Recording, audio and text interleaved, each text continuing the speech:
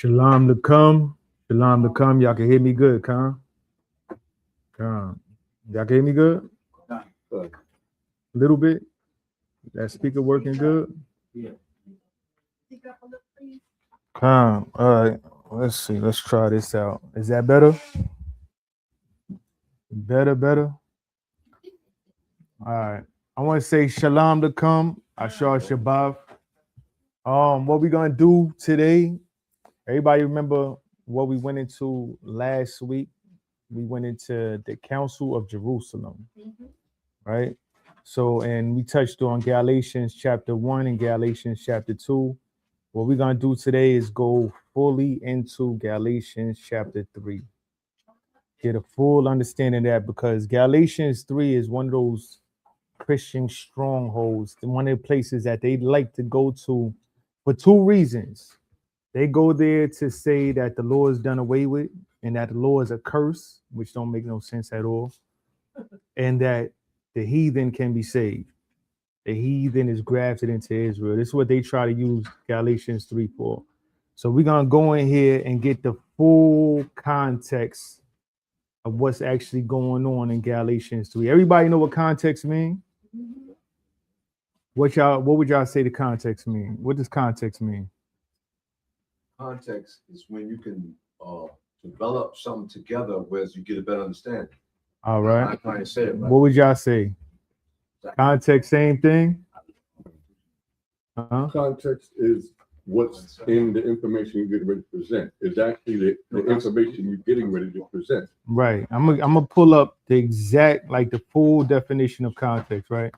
Context refers to the circumstances, background, or setting surrounding an event, statement, or idea that helps explain its meaning, right? It includes both the immediate text surrounding a word, which is the verbal context, and the broader situation or environment in which something occurs, situational context, right? So verbal context being the words, phrases, or sentences that come before and after specific passages determining its true meaning.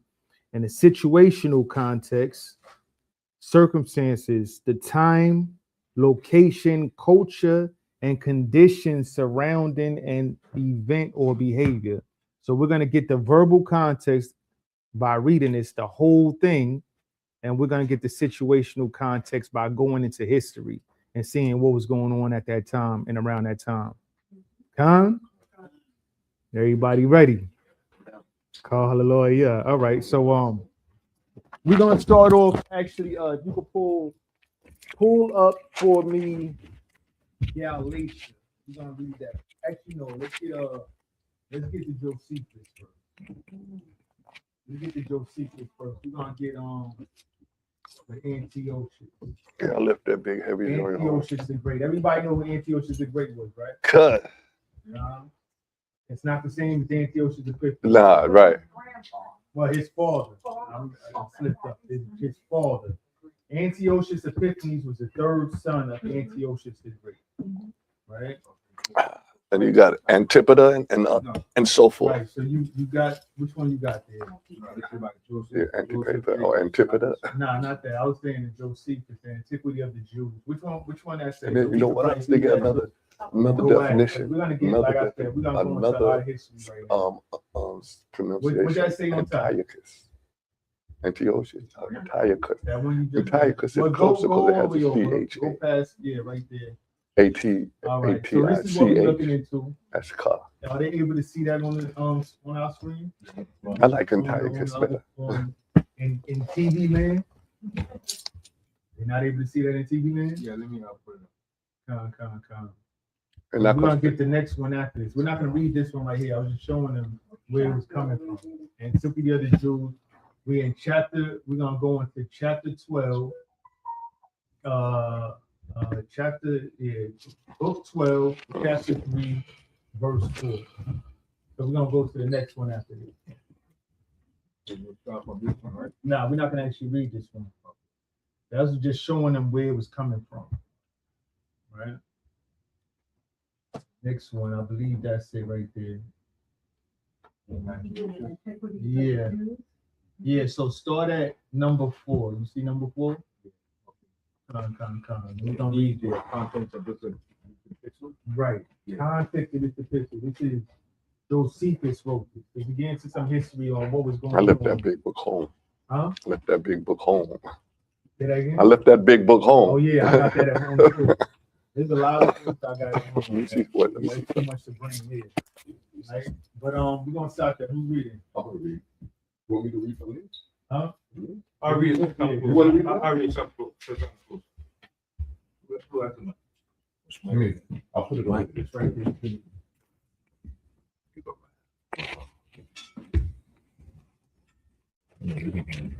All right, this is coming from the Josephus, chapter 4. And these were the contents of this epistle. He also published a decree through all his kingdom in honor of the temple, which contained what follows. It shall be lawful for no foreigner to come within the limits of the temple round about. So what we're reading about, this is a letter that Antiochus the Great wrote, right? He wrote this letter actually to Ptolemy, and he's talking about how he's gonna grant Jews certain privileges, right? Read on. It says, it shall be lawful for no foreigner to come within the limits of the temple round about. So Which- he's actually letting us keep our laws. Like he's pushing it as law, like no foreigner could come to our temple. We know that's against the law. That's against our rules, right? Read on, Which thing is forbidden also to the Judites, right? unless those who, according to their own custom, have purified themselves. Mhm. Nor let any flesh of horses or of mules or of asses be brought into the city, Right? whether they be wild or tame. Uh-huh. Nor He that said, make sure you don't even bring that flesh into the city. Like he's really helping us enforce our laws, right? We don't. nor that of leopards or foxes or hares, and in general that of any animal which is forbidden for the Judeans to eat. Right? Nor let their skins be brought into it, nor let any such animal be bred up in the city. Let them only be permitted to use the sacrifices derived from their forefathers, Right? with which they have been obliged to make acceptable atonements to the Most High. Uh-huh. And he that transgresseth any of these orders, let him pay to the priest 3,000 drachmae So think of about silver. this. Think about this, right? How much would we love this man? He helping us keep our laws, pushing our laws when he came into power, right? Read on. Moreover, this Antiochus bear testimony to our piety and fidelity in an epistle of his, written when he was informed of a sedition in Phrygia and Lydia, Phrygia and Lydia, Colossae and Phrygia, right? Lydia is in Galatia, right? Read. at which time he was in the superior provinces, wherein he commanded Zeuxis, the general of his forces, and his most intimate friend, to send some of our nation out of Babylon into Phrygia. Our nation being Israel. This is Josephus speaking, right? That Antiochus sent of our nation to these places. These are the same places that Paul was visiting. Keep this in mind. This is hundreds of years before Paul. Over 100 years before Paul. Read on. The epistle was this: King Antiochus to Zeuxis, his father, sendeth greeting. If thou beest in health, it is well. I also am in health, having been informed that a sedition is arisen in Lydia and Phrygia. I thought that matter required great care, and upon advising with my friends what was fit to be done, it have been thought proper to remove 2,000 families of the Judeans with their effects out of Mesopotamia and Babylon unto the castles and places that lie most convenient. So he took 2,000 whole families to these places. Think about that. 2,000, not 2,000 men, 2,000 families. Don't know how many children was in there. And think about all these children growing up around these Greek type people. Right. know what I'm saying? When we look at us over here, Hellenism we know started during the time of Alexander the Great, right? From Alexander the Great to Paul was over 400 years. You think about when we first came over here in slavery to how we are now, right? Our ancestors that came over here in slavery would not recognize it. They won't recognize who we are because we became what? Fully American. So over 400 years of Hellenization being going on. You got over here with Antiochus the Great. That's over 100 years. Well over 100. It was 100 years from his son. 140 years, I want to say, from his son moving into the time of Paul. You know what I'm saying? Think about all that time about people being over in these areas, right? But let's keep on reading. He says, so he sent 2,000 families of the Jews for us to help the Greek cause over there in Phrygia and Lydia. Y'all seeing this, right? Read on. For I am persuaded that they will be well-disposed guardians of our possessions. They're going to be well-disposed because he helping us with our Lord. We're going to help make sure that, the Greeks keep control of it. You know what I'm saying? Read on. Because of their piety towards the Most High, and because I know that my predecessors have borne witness to them, right, that they are faithful and with alacrity do what they are desired to do. Right. So we first was moved out. A lot of our people was first moved out during the time of Antiochus the Great. We, of course, was spreading around before, but now you got Jews moving to these specific areas in Asia Minor because Antiochus the Great took them there, right? You want to keep all this stuff in mind, right? So you could drop that one. We're gonna get we're gonna go into the Apocrypha. Let's get Book of the Maccabees, right? So you could drop these, right? Huh? You drop those up. Drop that? All right. Con, you could grab for me just to have it up and ready. Yes, sir. Actually, you could grab Galatians for me. Galatians for me. In the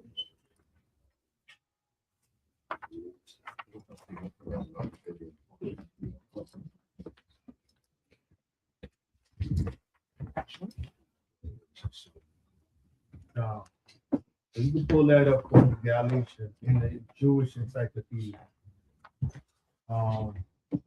And somebody grab me. We're gonna get First Maccabees, and we're gonna start at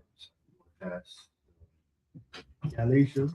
That one he was reading this. Not that one right there, because we're gonna go. There's a few other pictures up there. Got Galatians and the Jewish Encyclopedia. It's up there on one of those. Right, but First Maccabees chapter 1, and we're gonna read at verse 11. Actually, yeah, verse 11. We're at the book of First Maccabees, chapter 1, and verse 11. In those days went there out. Let's start up at verse 9. All right. Read out of First Maccabees, chapter 1, and verse 9. And after his death, they all put on crowns upon themselves. So it's talking about after the death of Alexander the Great, right? After the death of Alexander the Great, his 4 generals all put on their crowns. You had Lysimachus, Cassander, Seleucid, and Ptolemy, and they all had their areas, right? Right. Seleucid, when you look at the Seleucid dynasty, the Seleucids had the largest territory out of all the 4 generals, and Israel was part of that. Right. Israel, along with all the places that we see Paul going. Okay. Right, read on. So did their sons after them. So did their sons after them, which Antiochus was a direct descendant of Seleucus, right? Read on. Many years, and evils were multiplied in the earth. Right. And there came out of them a wicked root, Antiochus, surnamed Epiphanes. And he was the son of Alexander, Antiochus the Great. Antiochus the Great is known as Antiochus the Third, also known as Antiochus. I heard it said both. Yeah. Antiochus, Antiochus. I'm so used to saying Antiochus. Yeah, all of us. Right, and then you got Antiochus the Fourth, which is Antiochus Epiphanes. Right. Read on. Son of Antiochus the king, who had been an hostage at Rome. Who has been a hostage at Rome, right? Read on. And he reigned in the 130 and 7th year of the kingdom of the Greeks. Right. So he reigned in the 137th year of the kingdom of the Greeks, right? Read on. Verse 11. In those days went there out of Israel wicked men. So during this time, and everybody knows this is proven history. And those days, there was Israelites, wicked Israelites that was living in the land of Israel, right? And what was they doing? Who persuaded many, saying, let us go and make a covenant with the heathen that are round about us. For since we departed from them, we have had much sorrow. They wanted to make covenants. Sell out. They wanted to join with these things, right? Read on. Verse 12. So this device pleased them well. Then certain of the people were so forward herein that they went to the king, who gave them license to do after the ordinances of the heathen. Whereupon they built a place of exercise at Jerusalem, according to the customs of the heathens. Now, the places of exercise, these places, not only was they getting them ready for become soldiers, but they was teaching them Greek philosophy. The water. They was exercising, they were doing all the wickedness and abominations that the Greeks was doing in these places. And this is what they brought to the land of Israel. They wanted to follow after them. They wanted to be like them. You know what I'm saying? But you were the same way. You see everybody following after America and how America do. Greece was ruling everything at the time. Right. That was the best of the best. That was that golden place that everybody wanted to be at. So they wanted to act like the Greeks, wanted to be like the Greeks. Right? Could I say something real quick? And when he said they built places of exercises, that's modern day gymnasiums, which means naked spa. Right. Naked spa. Right? But you keep on reading. That's a fact. Verse 14, whereupon they built a place of exercise at Jerusalem, according to the customs of the heathens, and made themselves uncircumcised, and forsook the holy covenant. I hear that, right? This is why one of the reasons why you hear Paul talking about circumcision and uncircumcision. We made ourselves uncircumcised spiritually, and they was actually going through procedures to make themselves uncircumcised again. Yeah, they was doing all that back then. Wicked. You know what I'm saying? But spiritually, we was making ourselves uncircumcised. Right. And we're gonna see how far this actually went, right? Keep on reading. And joined themselves to the heathen, and were sold to do mischief. This is going on in Israel. This is going on in Israel. Antiochus Epiphanes, also known as Antiochus Epiphanes or Antiochus IV, he ruled from 175 to 164 BC. Right? 175 to 164 BC. Wait a minute. The Maccabean revolt was from 167 to 160. Wait a minute. One more time for good measure, because I got it written down somewhere, but let me write it down in this class. Once, read it. Yeah, Antiochus Epiphanes ruled from 175 to 164 BC. He had that rule all the way to 164. The Maccabean revolt started in 167 BC and lasted till 160 BC. The first one, we said Epiphanies again? Epiphanies, yeah. While how long he reigned? He was from 175 BC to 164. And then the next one. The Maccabean revolt or the Hasmonean dynasty started in the revolt was at 167 BC to 160 BC. Right? 7-year revolt. Yeah. Cut. Right. So let's jump down. We're gonna go to First Maccabees chapter 1, and let's jump down to verse 41. Reading out the book of First Maccabees, chapter 1, verse 41. Moreover, King Antiochus wrote to his whole kingdom that all should be one people. So we got this Greek, right? This Greek reign to his whole kingdom. Everybody's over. That everybody should be one kingdom, right? We don't. And everyone should leave his laws. So all the heathens agreed according to the commandments of the king. Yea, many also of the Israelites consented to his religion. Many of the Israelites consented to his religion. Right? Many of the Israelites that was living there. Again, this is way before Paul. Paul wrote the book of Galatians, they say between the year 50 and 60 AD. Well over 100 years before. Con. You know what I'm saying? Y'all getting this, right? Y'all seeing this time period, right? So he said, many of the Israelites also consented to the religion and what? Yea, many also consented to the religion and sacrificed unto idols and profaned the Shabbat. Right? We don't? For the king had sent letters by messengers unto Jerusalem and the cities of Judah, that they should follow the strange laws of the land, Right? And do what? and forbid burnt offerings and sacrifice and drink offerings in the temple, and that they should profane the Shabbats and festival days. So we had a lot of people actually following this, Okay. not keeping our law. He said, make us all one people. Make us all one people, right?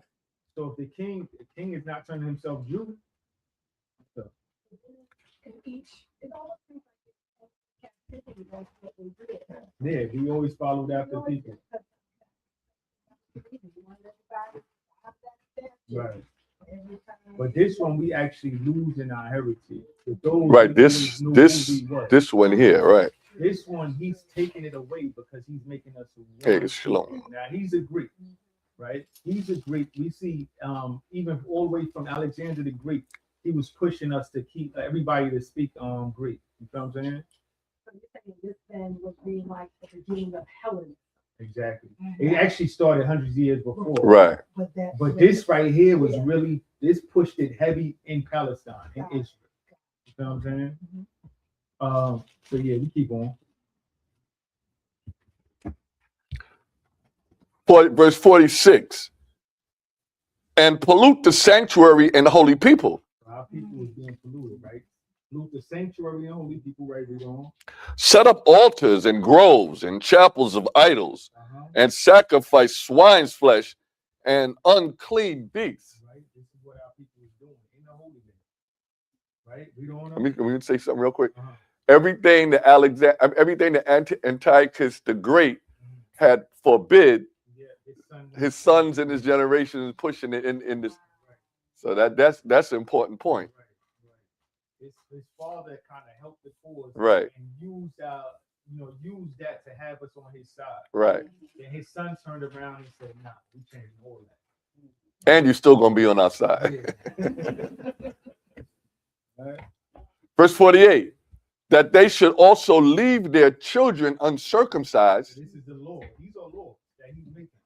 Leave your children uncircumcised. This is why Paul was running into those issues with their circumcision. Why they having people that was uncircumcised in not only in our land in Palestine, but even more so in Asia Minor or in surrounding areas. Right? Let's read on. And make their souls abominable. Made our souls abominable. This is an abomination to the Most High.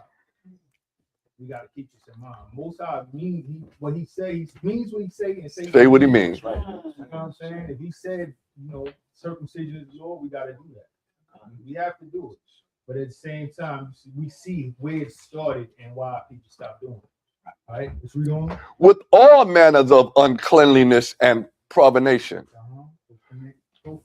Profanation. Read on. To the end that they might forget the law. This is the whole cause. So that we could forget the law. You got your people growing up as Greeks, they're not going to keep the law. They're going to forget that law. You got there. You said that you wanted to Yeah, get that, and we're gonna grab Hellenism right after that, and then Greece. Let me continue. Con.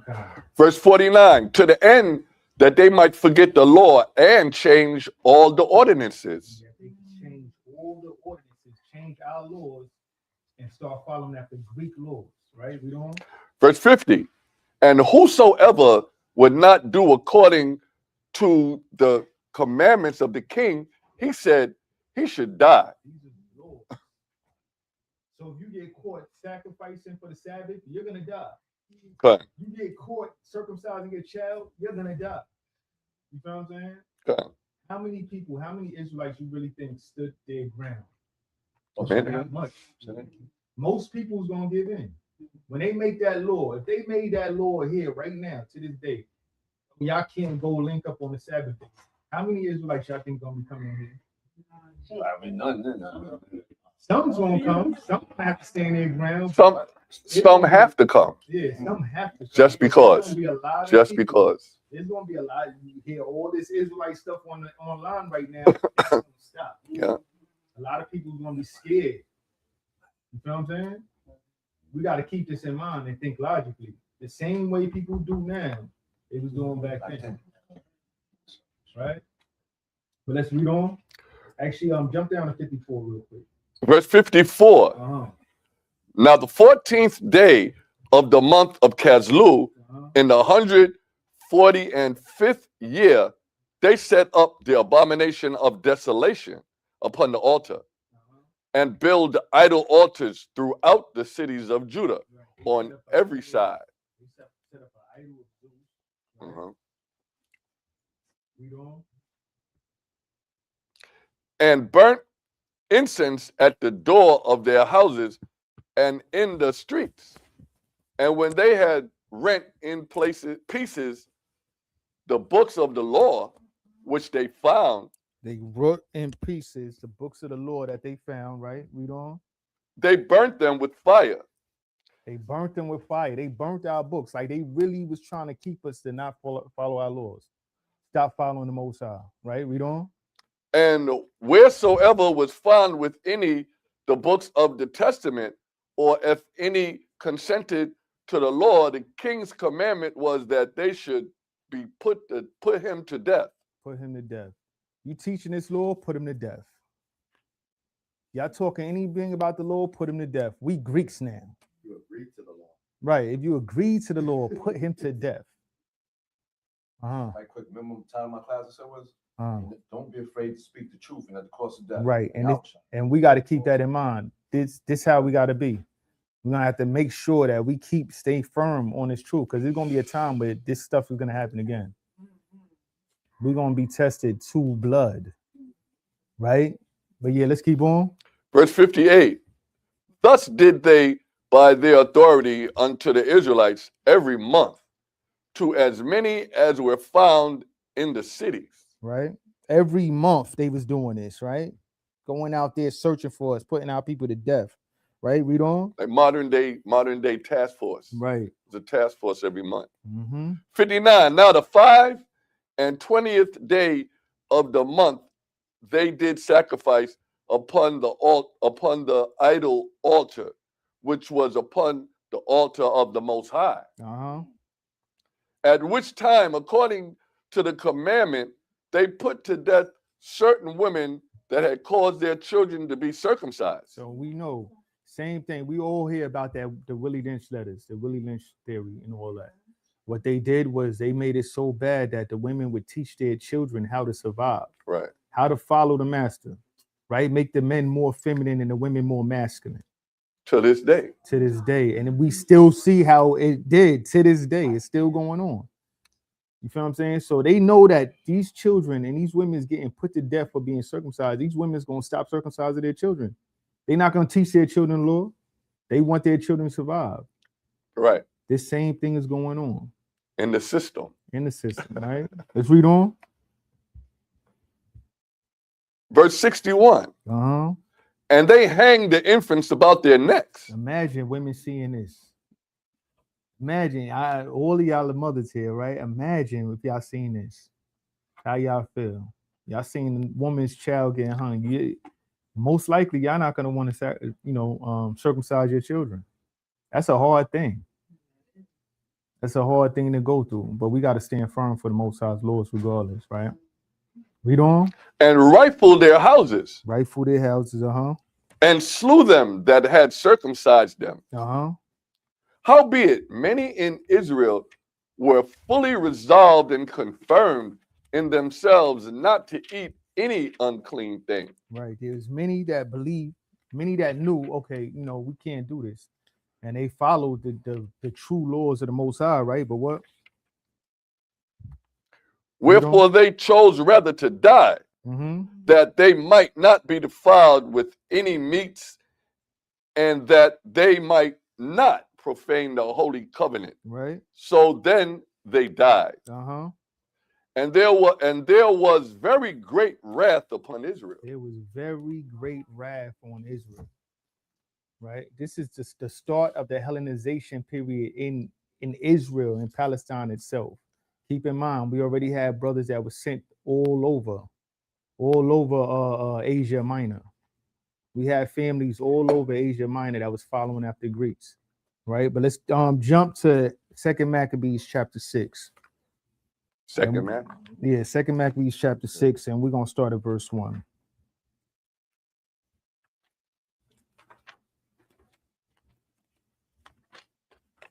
All right. Read out the book of 2 Maccabees, chapter 6, and verse 1. Uh-huh. Not long after this, the king sent an old man of Athens to compel the Jews to depart from the laws of their fathers. Right. They was really on it, trying to compel us not to keep our laws. Right, we doing? And not and not to live after the laws of Yahweh, Mm-hmm. and to pollute also the temple in Jerusalem, and to call it the temple of Jupiter Olympus. So we see what idol they actually put up in our temple, known as Zeus, also known as Jupiter, right? Read on.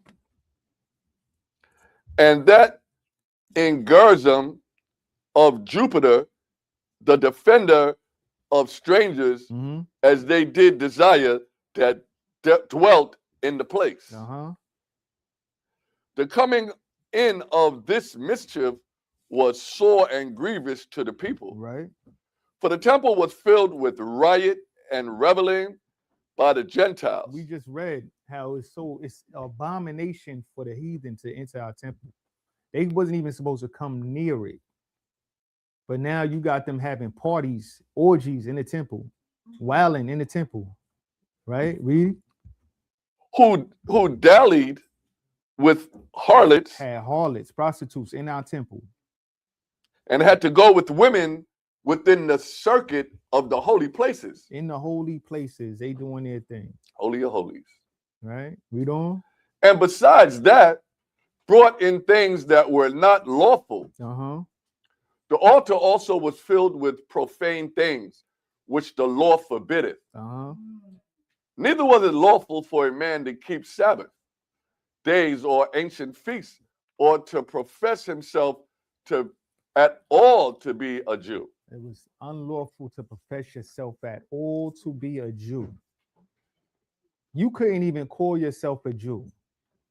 So if you can't call yourself a Jew, the law came out that if you do, you're going to die. What you going to call yourself? What's your king? Greek, right? This is how it all started. Y'all getting this? Y'all everybody following? Right? Sure. This is how it all started, right? So let's read this real quick. What you had, Galatia, and then we're gonna read Greek after that, and then Hellenism. We painting a picture. We painting a picture before we get into what we getting into today is Galatians chapter 3. We touched on 1 and 2 last week.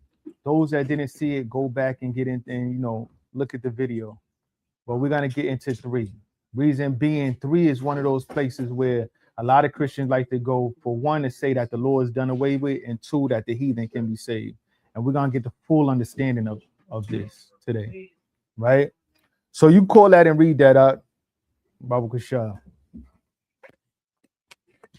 Tell them where you at. This is Galatia by Joseph Jacobs and Max Schlosinger. This is in the Jewish Encyclopedia, right? And an inland district of Asia Minor, and after 25 BC, a province of the Roman Empire. Uh-huh. There was a Jewish settlement there. So we know that there's a Jewish settlement there. The next thing that we read is gonna help you understand a little better. When they say Jewish settlement, they're dealing with those that speak Hebrew. They're dealing with those that keep the law, right? That's what they're talking about, right? But read on. Which may have been founded by Antiochus the Great, right? Read on. who sent many Jewish families to Asia Minor as colonists. Which we read about in Josephus, right? Read on. A proof of the existence of Jews in Galatia, The proof. Peep this. This is peep what they say here. The proof that there is Jews in Galatia is what? according to many, is given by an edict of Augustus, which, according to Josephus, I don't know, 16:6 was Antiquities pu- of the Jews, right? But you keep Ka- on. Antiquities Uh-huh. was published in Ancyra, the metropolis of Galatia, but the reading of the word Ancyra is doubtful. A better proof may be had from some inscription found in Galatia relating to Jews, CIG number 1429, bulletin, Yeah, you the can go, correspondent. you go down a little bit. This is what I really wanted right here. Go down to where it says the chief proof. The chief proof being the main proof, the main way they know, right? Everybody know what the chief is, the head, Okay, right? The chief proof, however, of the existence of Jews in Galatia is the fact that St. Paul sent thither a general epistle known as the Epistle to the Galatians. Do everybody understand what that just said? Everybody understand what I just said? Read that Said- again. The chief proof, however, of the existence of Jews in Galatia is the fact that St. Paul sent thither a general epistle known as the Epistle to the Galatians. The main proof that they know that there was Jews in Galatia is because Paul wrote there. That's a lot. This Meaning that Paul only wrote to where the Jews was at. He didn't write anywhere else. He wasn't going to nobody else. You said this is the Jewish encyclopedia? The Jewish encyclopedia says it all the way at the top. It should say it all the way at the top, right? So it says the chief proof is that Paul sent a letter there. So he only wrote to Jews, right? Keep on reading out. There is a strong disagreement among scholars as regards the parts of Galatia where these correspondents of St. Paul lived. Uh-huh. The older opinion was that they were to be found in the northern cities of Galatia, but recent scholars, especially Professor Ramsey, hold that they lived in cities of South or New Galatia, which are actually mentioned in the Acts of the Apostles. So all those places that we read about Paul going into in Acts 13, Acts 14, Acts 15, those is where the Jews was at. And that's where Paul was writing to. Making sense? See, they know who Paul was writing to. He didn't send letters nowhere but where the Jews was at. Right? Now let's go to give me Greece. Greece it's in the Jewish encyclopedia also.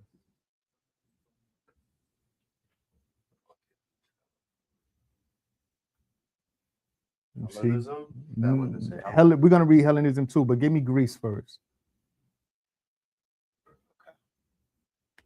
And you can start from the top. This is the Jewish Encyclopedia Greece entry by Gothard Deutsch M. Kami. A country of southeastern Europe. The number of its Jews is not more than 9,000, distributed as follows. Corfu, 3,500. Zante, 175. Chalcis on the island of Euboea or Negropont. Right? Yeah, 200. right? God, that's crazy. Read on. Valo, 1,100. Larissa, 2,500. Trikala, 1,000. Artha, 300. Athens, 300. Besides these Jews of Greece proper, right? Read. Who form the subject of this article, what you're going to see is that whenever they say Jews, they're dealing with those that kept the law.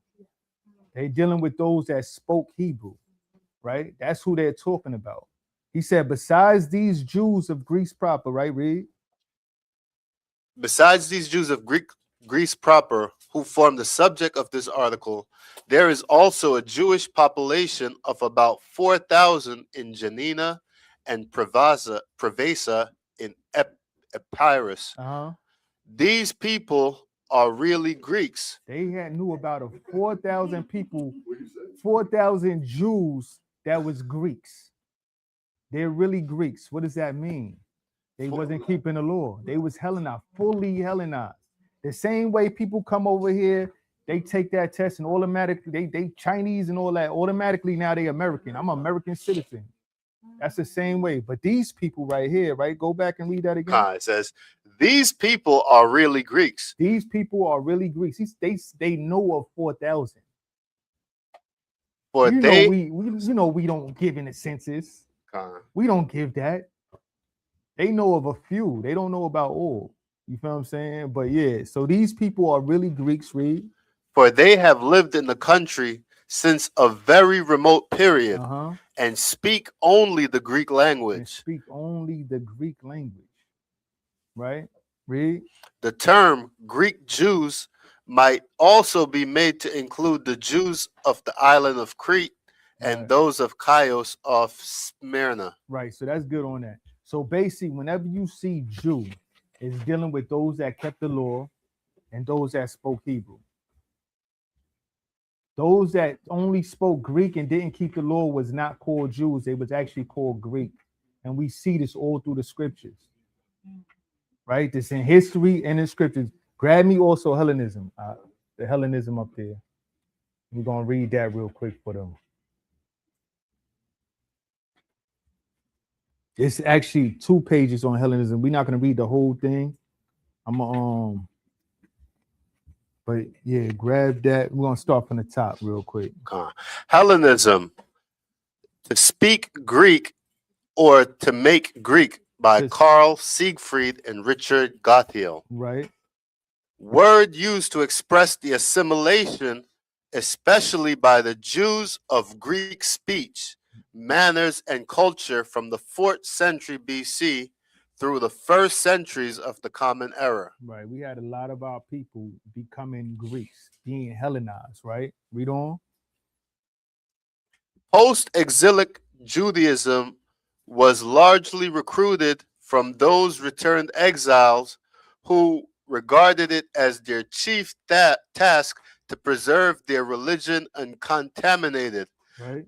A task that required the strict separation of the congregation, both from all foreign peoples and from the Jewish inhabitants of Palestine who did not strictly observe the law. Right. We had people that was in Palestine that did not strictly observe the law.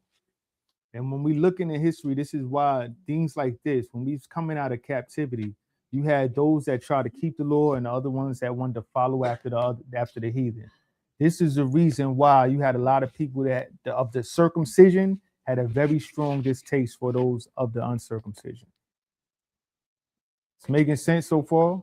Let's read on. This separation was especially difficult to maintain when the victorious campaign of Alexander the Great had linked the East to the West. Right, read on. The victory was not simply a political one. Its spiritual influence was much greater. The Greek language became a common language for Nearer Asia. Right. And when we see what it said earlier, Hellenism was started off with the language, right? Language and culture. Now this Nearer Asia, all this Asia Minor, everywhere Paul went to became Greek, right? Let's read on. I'll start back from that sentence. It says the Greek language became a common language for Nearer Asia. And with the language went Greek culture, Greek art, and Greek thought. And Greek thought, a whole different thought, which we was talking about last week, right? You had Stoicism and Epicureanism that was pushed, we see going all through Palestine, all through the areas that Paul was going, right? Let's read on. The influence thus exerted did not entirely drive out the local languages or the local civilization. Right. The Hellenic spirit was instead profoundly modified by contact with the Orient, and out of the mingling of the two, there arose a pseudo-Greek culture, which was often different in spirit from the true culture of Hellas. Right. So yeah, jump down. We're gonna get. It's actually the next page. It's the next page. We're not going to read the rest of that. We're going to go to where it says a glance at the classes of Greek. I see it. You see it? Con. It says a glance at the classes of Greek words which found their way into the Hebrew and the Jewish Aramaic of the period, as compiled by I. Lau and S. Krauss Lownwater, shows this with great clearness. The Hellenists were not confined to the aristocratic class. Actually, I should have had you start up. My fault. Start at where it says a range of Hellenic influence. The range of Hellenic influence. Except in Egypt, Hellenic influence was nowhere stronger than on the eastern shore of the Mediterranean. Nowhere stronger. Keep that in mind. Nowhere stronger than the eastern shore of the Mediterranean. What's on the eastern shore of the Mediterranean? Everybody know that map? Actually, you know what? I got a map up here real quick. You can pull that map up for me. The eastern shores, you see Ephesus over there. Y'all see Galatia, Lycia, Cilicia, Syria, Israel. Everywhere he was at. Hellenism was. And the map shows Paul's journeys. Paul, that's showing his journey right there on the eastern shore. It says the red is his first journey, the blue is his second, and the pink is his third. Got Thrace up there going all the way up to Greece, right? Hellenism was strongest in these places. That's why he's talking about Jews and Greeks, which we're gonna get into, right? But go back to that. I know it's getting late. We're gonna speed it up a little bit. I know y'all hate when y'all hear that. I see your face. But we're gonna get it. We're gonna get all the information in. We're gonna get the information in. Y'all got all day. Right? We gotta hit the streets. Yeah. But yeah, keep on reading that. You was right there.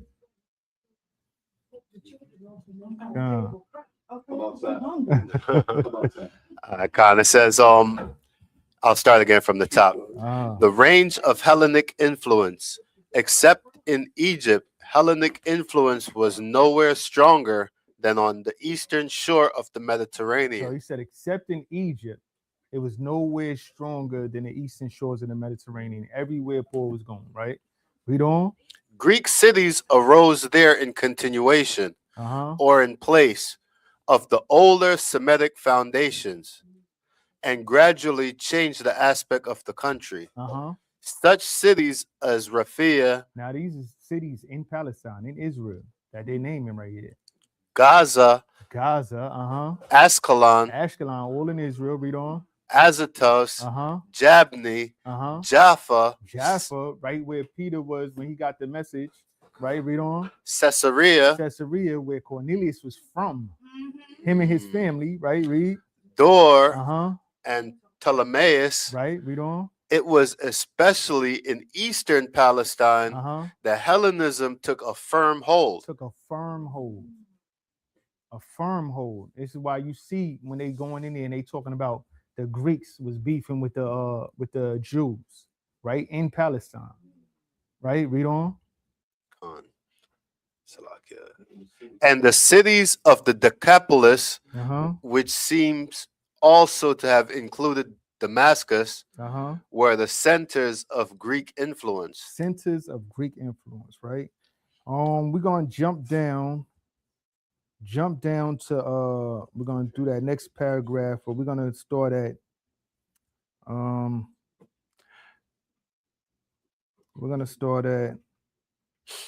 just read at a glance. That's crazy. Again. This stuff is it's a lot. It's to go into these, go deep. We, like I said, we trying to jump through because there's a lot to read. But read these things, go into them. All them churches, they got the churches too. All the churches. Ephesus is a good one to read. We're not gonna go into that today. You feel what I'm saying? But go into these, right? Let's read on. A glance. Go to a glance. A glance at the classes of Greek words which found their way into the Hebrew and the Jewish Aramaic of the period, as compiled by I. Lowe in S. Krauss Lane Water, shows this with great clearness. The Hellenists were not confined to the aristocratic class, So it wasn't only the leaders, it wasn't the high ups, right? It was all through Israel, from the top to the bottom. Read. but were found in all strata of Jewish society. Uh-huh. Though the aristocrats naturally profited more from the goodwill of Hellenistic rulers than did other classes, Right. the Jews thus became sharers in a world culture, if not in a world empire. Uh-huh.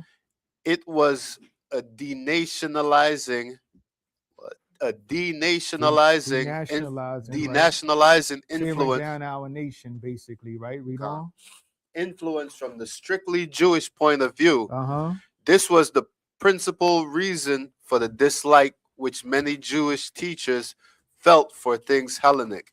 This is why there was a real big dislike for the Jewish teachers for everything Hellenic. This is why there was a contention between the Jews and the Greeks that we read about.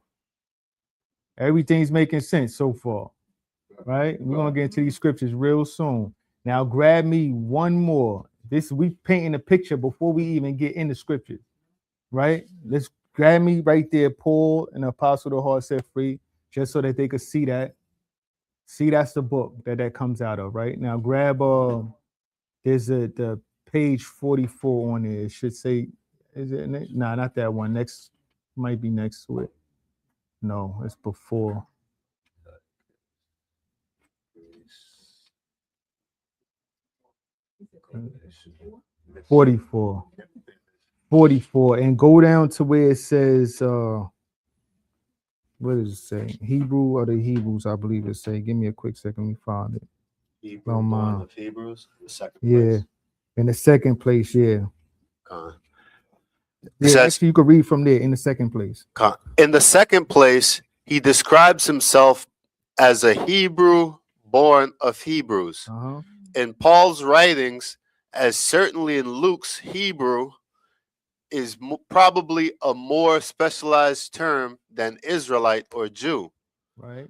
On another occasion, in a reference to visitors to Corinth who tried to undermine his position in the eyes of his converts there, he says, "Are they Hebrews? So am I."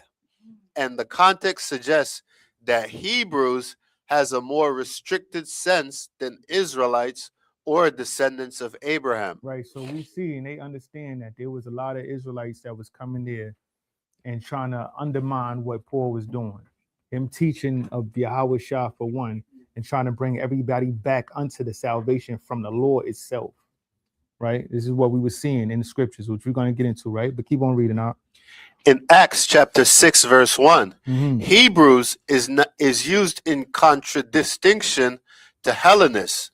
Hebrews is used in contradiction to the Hellenists, right? Hellenists would be translated to Greek, right? Read on.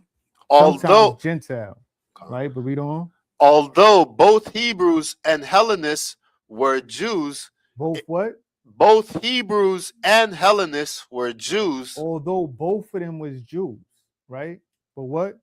In this instance, Jewish disciples of Hamashiach, members of the primitive Jerusalem church. The distinction was probably linguistic and cultural. They didn't speak Hebrew, they spoke Greek, right? Oh. And cultural. You had that growing up in the Greek way of life. And that's why they was called Greeks, even though they was natural born Jews. Making sense. Picture fully painted. Calm. All right. So now, before we even get into Paul's letters, I like to read a couple of things. Let's get Second Peter chapter 3.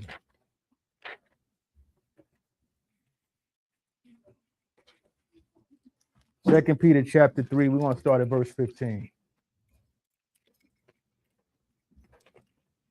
So now we see Jews being called Greeks, Jews being called Gentiles. We're seeing Jews in these areas.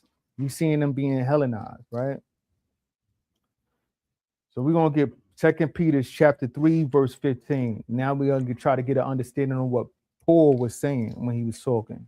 Read out 2 Peter chapter 3, verse 15. And account that the long suffering of our Hamashiach is salvation. even as our beloved brother Paul. Well, we want to keep in mind, right? Peter walked with Yahushua.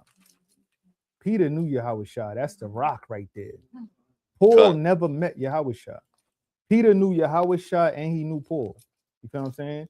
So what does Peter say about Paul, right? Just read on. Also, according to the wisdom given unto him, hath He been let it written be unto you. known that he had a lot of wisdom, right? Read on. Verse 16, as also in all his epistles, speaking in them of these things, in which are some things hard to be understood. Keep in mind, all the way back then, we got what's called lost in translation. What's up? Because if you look at some of the commentaries, Mhm. they try to pit Peter and Paul against each other, Right. and say that they were enemies. Right. But how can you be enemies when you're both teaching about The same thing, right. or teaching about the good news? Yeah. Yeah, they was definitely not enemies. People will do. They'll try to say, "Oh, they were enemies." Yeah. Because they was always saying how. Because and that's where the Christians get it that everybody is supposed to be saved. Because Paul went to the heathen. No, he didn't. Nah, He went to which we gonna only get. our people. Right, which we That's gonna why he get. said there is no Jew or Greek. Here, let's get But that real quick, that's why Yahushua said, if they not against us, then they for us. Right. All right. Yeah, ready? definitely gotta keep that in mind. But yeah, Verse 17, ye therefore, beloved, actually read 16 again. verse 16, as also in all his epistles, speaking in them of these things, in which are some things hard to be understood. So keep in mind, all the way back then, again, we have something called lost in translation, right? All the way back then, and Paul spoke perfect Greek. He spoke perfect Hebrew. People had a hard time understanding him then. Then you translate it into English. Imagine how they're gonna look at it now. He letting it be known, like, yo, they not understanding what he's saying. They're not understanding him, right? Read on. Which they that are unlearned. They that are unlearned in what? Let's keep on reading. And unstable rest. As they do also the other scriptures. What's the other scriptures? The law, the prophets, because the New Testament didn't even exist at this time. So they're wrestling with Paul's letters against the law and the prophets. He said they're unlearned. Once you get the understanding of what was going on, because Paul cannot be saying anything other than what the Lord was saying, anything other than what the prophets were saying. If he was, you got to throw him out. He going against the word of the Most High. But Paul let it be known that he wasn't teaching that. Right? Let's keep on reading though. Unto their own destruction. People is doing that to their own destruction. If you feel Paul said the law is done away with and you want to follow that, you're doing that to your own destruction. You're going to suffer for that. Right? Let's read on.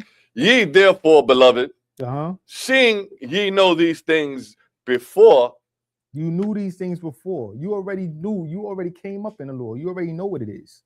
Right? Read. Beware lest ye also, being led away with the error of the wicked, fall from your own steadfastness. We want to make sure we following the law.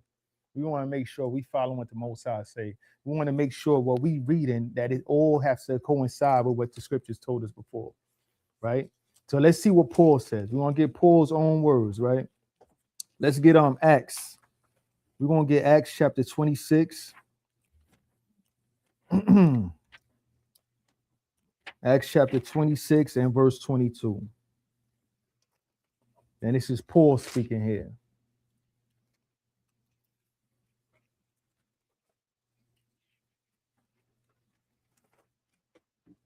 Read out the book of Acts, chapter 26, verse 22. Having therefore obtained help of the Most High, I continue unto this day, witnessing both to small and great, saying none other things than those which the prophets and Moses did say should come. He said, I ain't say nothing different than what the prophets and Moses did say should come. So if there's anywhere where it's going to say the laws is done away with, you got to find that in the law and the prophets. If not, Either Paul is lying or your understanding of what he said is off. And if he's lying, you gotta throw him out all the way anyways. You feel what I'm saying? Right? Let's grab Acts chapter 24. Acts chapter 24, and we're gonna read verse 14. Actually, we're gonna start at verse 10 down to 14. Read the book of Acts, chapter 24 and verse 10.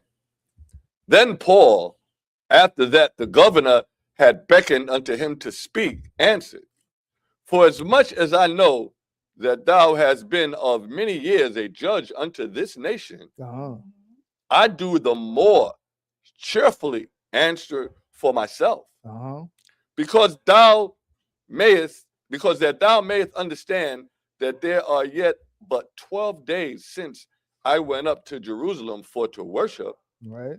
and they neither found me in the temple disputing with any man, neither raising up the people, neither in the synagogues, nor in the city. Neither can they prove the things whereof they now accuse me. And what was Paul being accused of? Heresy. Everybody know? Heresy. What specific? Saying sacrifice is done away with, saying the laws is done away with, saying not to circumcise their children. Right? All these things was what he was on trial for. He's saying they can't prove that. What does that sound like? If I'm saying, yo, they can't prove that, I'm saying I ain't do it. Right. Right? Let's read on. Verse 14. But this I confess unto thee, that after the way which they called heresy, so worship I the power of my fathers, believing all things which are written in the law and in the prophets. He said he believes everything. He's not teaching against none of that. You feel what I'm saying? So understanding this and understanding what Paul, again, y'all got to keep this in mind. Is he lying to save his life? Because if he is, don't even read his books. Leave those. Throw that away. It's either he's lying or people have a misunderstanding of what he's saying. You feel what I'm saying? So now we're going to get into Galatians and get a full understanding of that. So we're going to go to Galatians chapter 3. Galatians chapter 3. We touched on 1 and 2. Again, we touched on 1 and 2 last week. For those that missed it, y'all could go online and check it out. You know what I mean? But basically what's going on is this is a response to what happened in Jerusalem at the Council of Jerusalem. You read about the Council of Jerusalem in Acts 15, right? What happened was there was people that crept into the churches and told people that they would not be saved unless they were circumcised at the manner of Moses. Manner of Moses being what? The 8th day. So if you wasn't circumcised the 8th day, you're not going to be saved. This is what they're hearing. So if that's the case, why am I doing this? You feel what I'm saying? Why would I be here serving your God if I can't be saved? You feel what I'm saying? And then the other doctrine, okay, they got to get circumcised basically right away. They're circumcised right now. Command them to do everything and they was teaching them also basically that Christ didn't profit nothing. You feel what I'm saying? So let's get in here and see what this means, right? So we're going to call it and read it. Okay, what you need? Galatians chapter 3. We're going to start at the top. Reading out of the book of Galatians, chapter 3 and verse 1. O foolish Galatians, who has bewitched you that ye should not obey the truth, before whose eyes Hamashiach Yahushua has been evidently set forth, crucified among you. Right, crucified among you. Let me read that again. O foolish Galatians, who hath bewitched you, that ye should not obey the truth, before whose eyes Hamashiach Yahushua has been evidently set forth, circumcised among you. Crucified. I said it again. Let's do that one more time. Oh, foolish Galatians, who had bewitched you, that ye should not obey the truth, before whose eyes Hamashiach Yahushua has been evidently set forth, crucified among you. Right, crucified among you, Khan, right? So he asking them, who has bewitched you? Because we see that this doctrine had crept up in the church and it messed a lot of people up. Messed a lot of people up. And there was a lot of people that was actually starting to get circumcised, putting all their faith in the law and not in Christ at all. You feel what I'm saying? This is what was going on in the churches, right? So he said, who have bewitched you? Like, yo, we really was here. Paul was there for 14 years teaching the word. 14 years teaching the word. But here they seeing miracles and everything. And all of a sudden now y'all gonna put all your faith in the circumcision and not in your Yahushua. You feel what I'm saying? This is what he was dealing with there, right? Let's keep on. Verse 2. This only would I learn of you. Receive ye the Spirit by the works of the law, or by hearing of faith? Have you received the Spirit by the works of the law or hearing the faith? This is a question to y'all. How did we come into this truth? By keeping the law, or we heard it? We heard it and then we came into the law, right? This is what he's pushing, right? Let's read on. Verse 3. Are you so foolish? Having begun in the Spirit, are ye now made perfect by the flesh? Yeah, how you going to start in the Spirit and now you're perfect by the flesh? Now you want to be like the Jews that's in Palestine that don't even believe in Yahushua, right? Y'all perfect by the flesh. Now, how you getting circumcised as a grown man and thinking you perfect in the flesh? You know what I'm saying? Let's get real quick. Romans chapter 3, verse 20. Romans chapter 3, verse 20.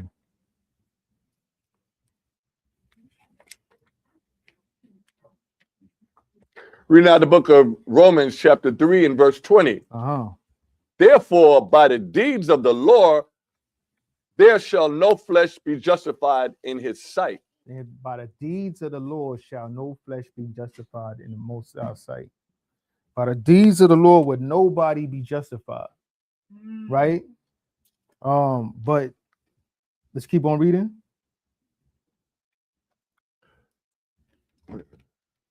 For by the law is the knowledge of sin. For the law is the knowledge of sin. So we understand what sin is by the law, right? Right. But don't take this the wrong way, right? Jump down to verse 31. Verse 31. Do we then make void the law through faith? Do we then make void the law through faith? Do we stop keeping the law through faith? Most High forbid. God forbid. Yea, we establish the law. We establish the law. Are you able to pull up the blue letter on here? Pull that up. Pull up what establish means.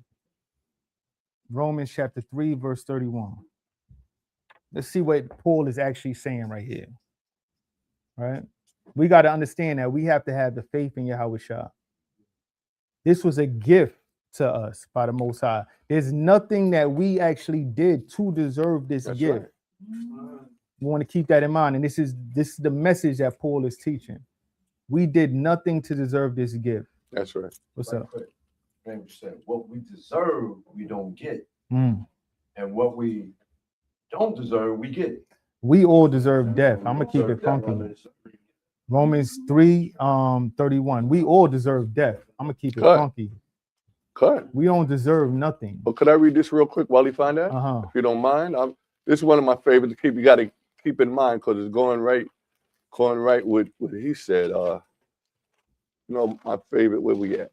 Titus 3 and 3. Titus 3 and 3 says, for we ourselves also were sometimes foolish, disobedient, deceived, serving diverse lusts and pleasures, living in malice and envy, hateful and hating one another. But after that, the kindness of the Most High, the kindness and love of the Most High, our Savior, towards man appeared, not by works of righteousness, which we have done, but according to his mercy, he saved us by the washing of regeneration and renewing of the Holy Spirit. That's it. Yahushua saved us. Most High sent Yahushua to die for us, to cleanse us of all our wickedness. That's right. Right? Nothing that we did to deserve that at all. That was a gift freely given. But we can't spit in his face at the same time. he tells us to do something, we got to do it. What did he mean when he said establish the law? Let's read that. That word is histemi, right? Histemi. What does it mean?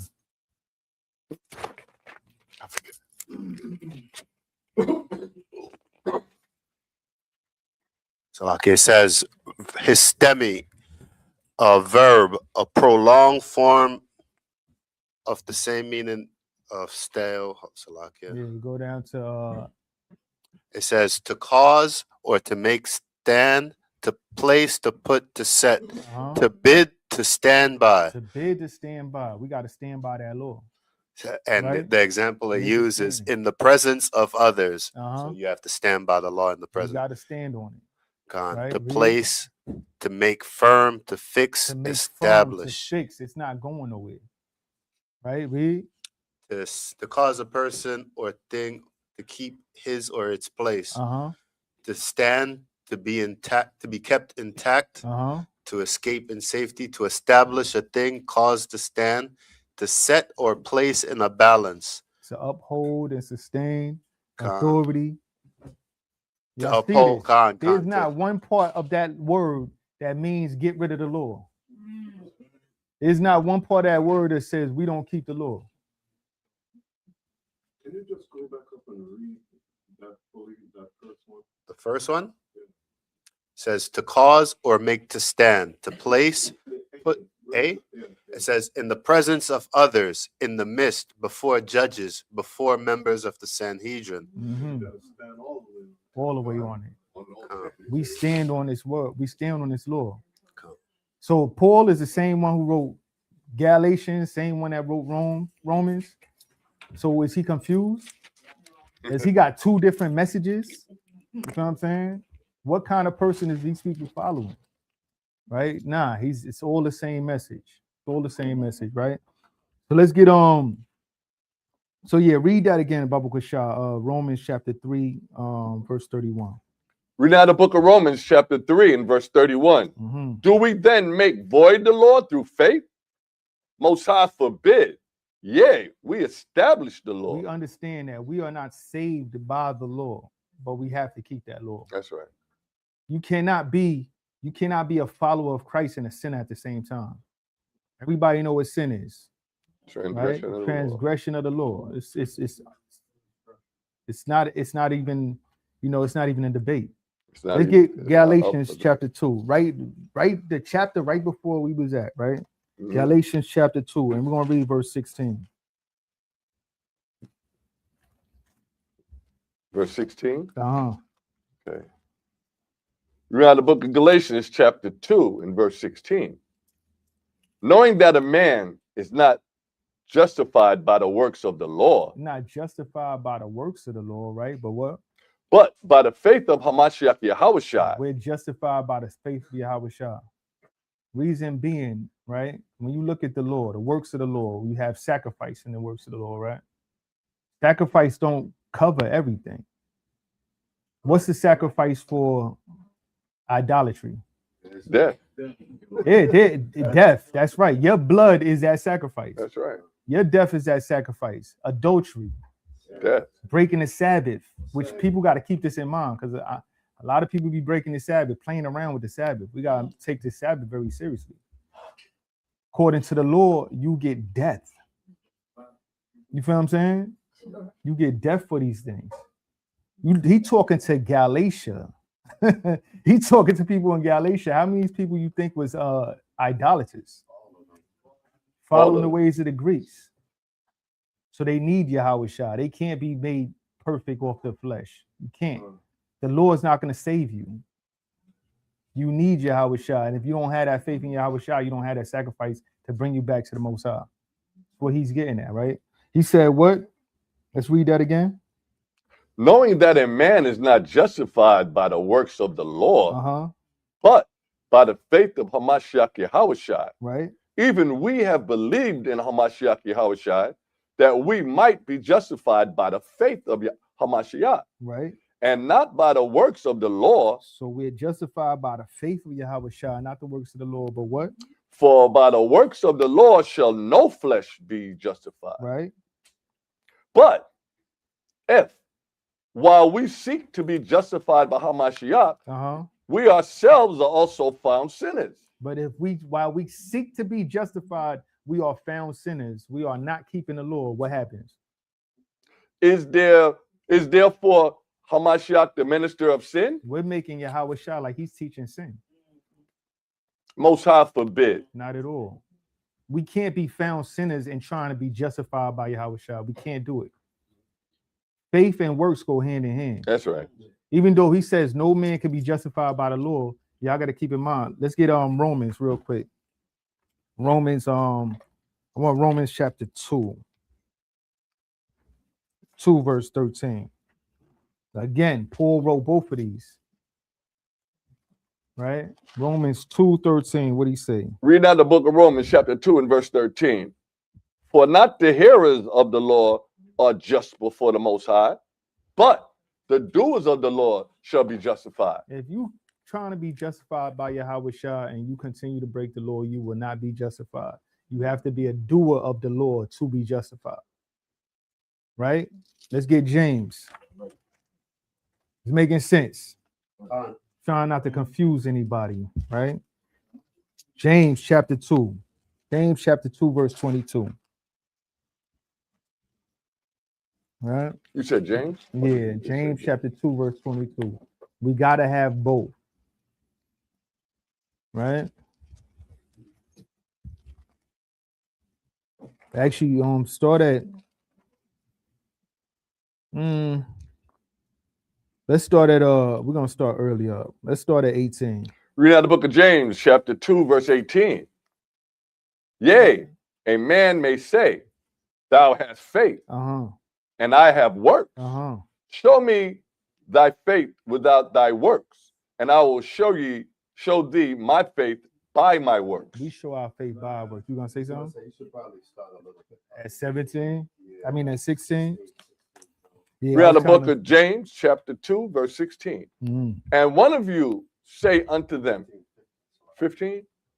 Verse 15. If a brother or sister be naked and destitute of daily food, and one of you say unto them, depart in peace, be ye warmed and filled, notwithstanding ye give them not those things which are needful to the body, what doeth it profit? Right. So you just saying something. Oh, depart and be filled. Be warm, be filled. And you're not helping them. You're not doing the work.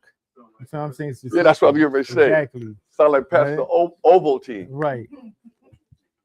Give him your tithes. Yeah, right. Give him your tithes while you waiting for the bus and he driving a Bentley. You need help. Go. You need help with your rent. Go with God. Go with God. Go with God. Remember the devil taught us how to subtract, take away? Yeah. Come. Let's keep on though. What happened? Oh, let's keep on reading. I went all the way back. I went all the way and started with 15. He said to go back to 15. Right. It was 18. Let's do this again. Verse 15. If a brother or sister be naked and destitute of daily food, and one of you say unto them, depart in peace, be ye warmed and filled, notwithstanding ye give them not those things which are needful to the body, what doeth it profit? All right, read on. Even so, faith, if it has not works, is dead, being alone. Faith without works is dead, being alone. You got to have the two. Got to have the faith. You got to keep the law.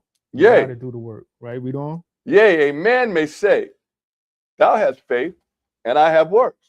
Show me thy faith without works, and I will show thee my faith by my works. These Christians will tell you they have faith. They have faith and don't do not one thing the Most High told them to do.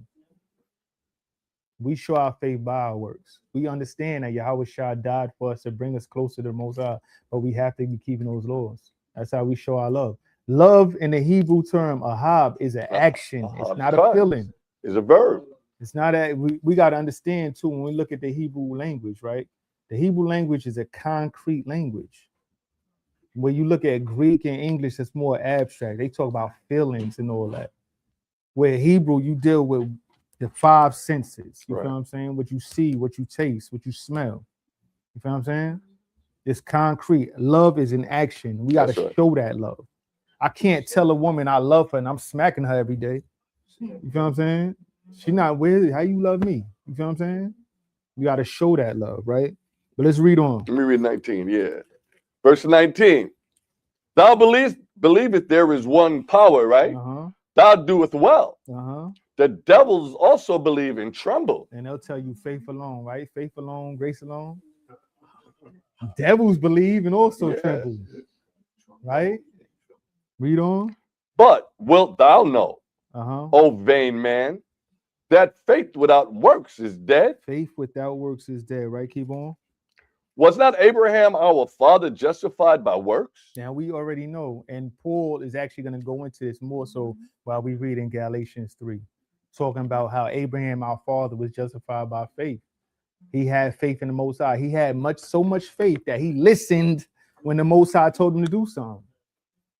He didn't ignore it. You can't ignore the Most High and say That's you right. have faith. He said he was justified by the works, right? When he did what?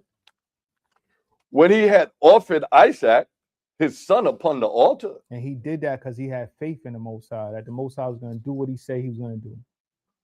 Come, right? Read on. Seest thou how faith wrought his works, and by works was faith made perfect? Faith is wrought with his works, and by works was faith made perfect. Them two go hand in hand. We got to have that. We got to have that, right? Paul was never teaching against the law, right? So let's go back to Galatians. Galatians, and you can read read that verse 3. Read verse 3 again.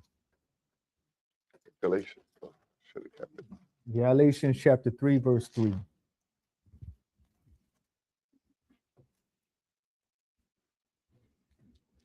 We have the book of Galatians, chapter 3, and verse 3. Mm-hmm. Are ye so foolish, having begun in the spirit?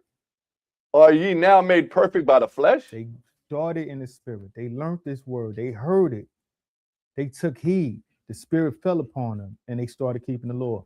Now, how you going to just automatically be perfect by the flesh, right? Read on. Have you suffered so many things in vain? Did y'all go through what y'all went? Because everybody, when they come into this truth, y'all gonna go through some hell. Y'all gonna go through all type of trials. Did y'all do that for nothing? You feel what I'm saying? Did we do that for vain? Right? Read. If it be yet in vain, he therefore that ministereth to you the Spirit and worketh miracles among you, doeth he it by the works of the law or by the hearing of faith? Right. Those that was ministering to them, was they ministering in spirit? Right? The miracles, was the miracles done by the works of the law or by the hearing of the faith? By the hearing of the faith. They was healing people that didn't know. They wound up healing them, and they came into the truth after that. Right? Let's get Acts chapter 14. We're gonna start at verse 1. What you gonna say, y'all? You say you had a precept? Yeah. What you had? We got the book of Romans, chapter 10, verse 17. So then faith cometh by hearing, Mm-hmm. and hearing the word of the Most High omnipotent power. Right. That's official. That's good. Right? Faith come by hearing, right? Romans 10, 17. And you got it out? What you got? 14. Acts what? chapter 14 And and verse 1. We're gonna start at the top. read out the book of Acts, chapter 14, in verse 1. Real quick, just keep going on. Give me that the picture again of the map. The picture of the map. So likely, let me try to get this to stay on somewhere.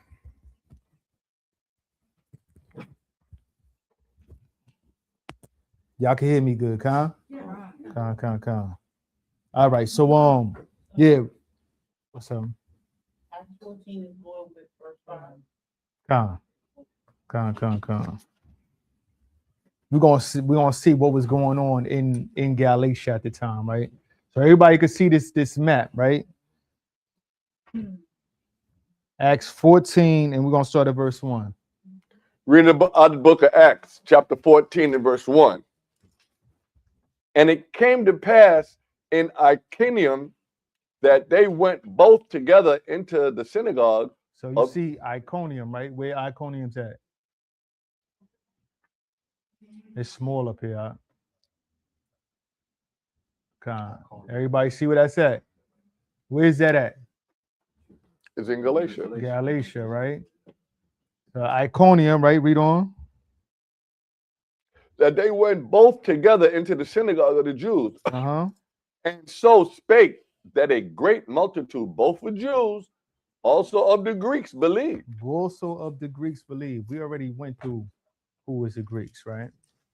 We already went through that. Good. These Greeks that was over here. It was Israelites that was, coming back to their ways, right? But read on. Verse 2. But the unbelieving Jews Uh-huh. stirred up the Gentiles Uh-huh. and made their minds evil affected against the brethren. Right?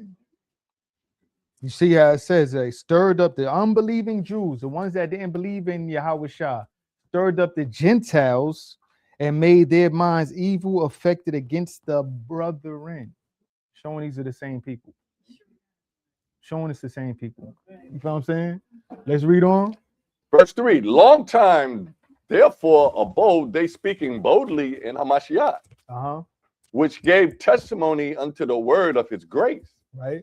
and granted signs and wonders to be done by their hands. Right. So they speaking boldly and bringing out Yahweh Shah out there boldly and doing signs and wonders while they speaking. Right? Read on. But the multitude of the city was divided, Uh-huh. and part held with the Jews and part with the apostles. Mm-hmm. And when there was an assault made both of the Gentiles and also of the Jews with their rulers to use them despitefully and to stone them, Right. they were aware of it and fled into Lystra. Unto Lystra. Everybody see Lystra up there, right? See where he at? Lystra's in Galatia, right there, a little bit under Iconium. Going down, right? Read on. And Derbe, cities of Lycaonia, And Derbe, right there, right next to Lystra, right? Read on. and unto the region that lieth around about. So when you read this, and Acts is very good to read. It gives you a better understanding of where Paul was at when he was dealing with these and what he was going through when he was writing these letters to these churches, right? Read on. And there they preached the gospel. And there they preached the gospel, right? In Galatia, read on. And there sat a certain man at Lystra, Uh-huh. impotent in his feet, Uh-huh. being a cripple from his mother's womb, Being a cripple from his mother's womb, right? Read. who had never walked. Never walked. Never ever walked, right? Read. The same heard Paul speak, Uh-huh. who steadfastly beholding him and perceiving that he had faith to be healed. Had faith to be healed. This is what we getting at. This is why we came here. So he was paying attention. He was paying attention. He was listening. He's sitting there listening, hearing them, and Paul seeing how he's into it. He like, yeah, this man got that faith. He got enough faith to be healed. It wasn't from the works of the law. He had that faith to be healed. Right? Read. Said with a loud voice, stand upright on thy feet. And he leapt and walked. And he leapt up and walked. Right? It's and works. faith and works together. We started off with the faith. We start off with the faith, then come into the works. You Okay. can't be made perfect by the works of the law. You look confused. What happened?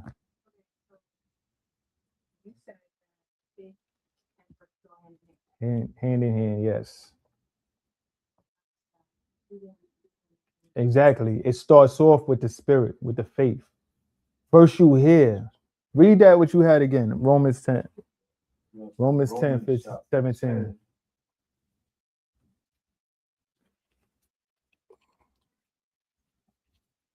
Verse 17. Uh-huh. So then, faith cometh by hearing, and hearing by the word of the Most High omnipotent power. Yeah, it starts off with hearing this word. You build that faith. Then you come into the law. Not one of us in here started in here coming into this truth, keeping the law. Good. It took people a while, some of them to even come to Sabbath service after they heard this law. It takes people a while to stop eating pork because that pork be calling them. You know what I'm saying? It takes people a while to start coming to Passover, so on and so forth. You feel what I'm saying? We start off with the faith. The problem what was going on here was that people that started off with the faith started putting all their faith in the law and not Yahweh Shah. You feel what I'm saying? Yeah, faith is a conditioning process. Right. Then you accept that this is the right thing through the Right. law that the Most High wants you to do or commands of Right. you. Right. That's a fact. I want one right quick before you start. What's That's up? the main thing today. Reading out of Galatians chapter 2, verse 20. I am crucified with a Mashiach. Mm-hmm. Nevertheless, I live. Mm-hmm. Yet not I, but a Mashiach liveth in me. Right. Now the life which I live in the flesh, I live by the faith of the Son, Yahweh Shai, of the Most High Omnipotent Power, Father Yahweh, who loved me and gave himself for me. Right. Good. So we gotta put that faith in Yahweh Shah. We gotta crucify that old man and be better and new and come into this walk, right? But it all starts with the faith. It all starts with the faith, right? So let's get let's go back to Galatians chapter 3 and read 5 again. Reading out the book of Galatians, chapter 3, and verse 5. Mm-hmm. He therefore that ministereth to you the Spirit and worketh miracles among you, doeth he it by the works of the law or by the hearing of faith? Do we do it? Did it start with the works of the law or by the hearing of the faith? Right? Read on. Verse 6. Even as Abraham believed the Most High, and it was accounted to him for righteousness. Right. And what he's quoting right now is Genesis chapter 15. Right. No, actually, we were trying to figure out where he ended on Acts 14:1. 14:1, he ended at verse 9. Verse 9. Right? So Genesis, Go ahead. you gotta say no. something? No. So yeah, what he quoting right there is Genesis chapter 15, right? Where he says it was counted for him as righteous, right? Let's read on. Genesis chapter 15 was like 1-6. Actually, we could read that real quick. Let me get it. Yeah, let's grab that.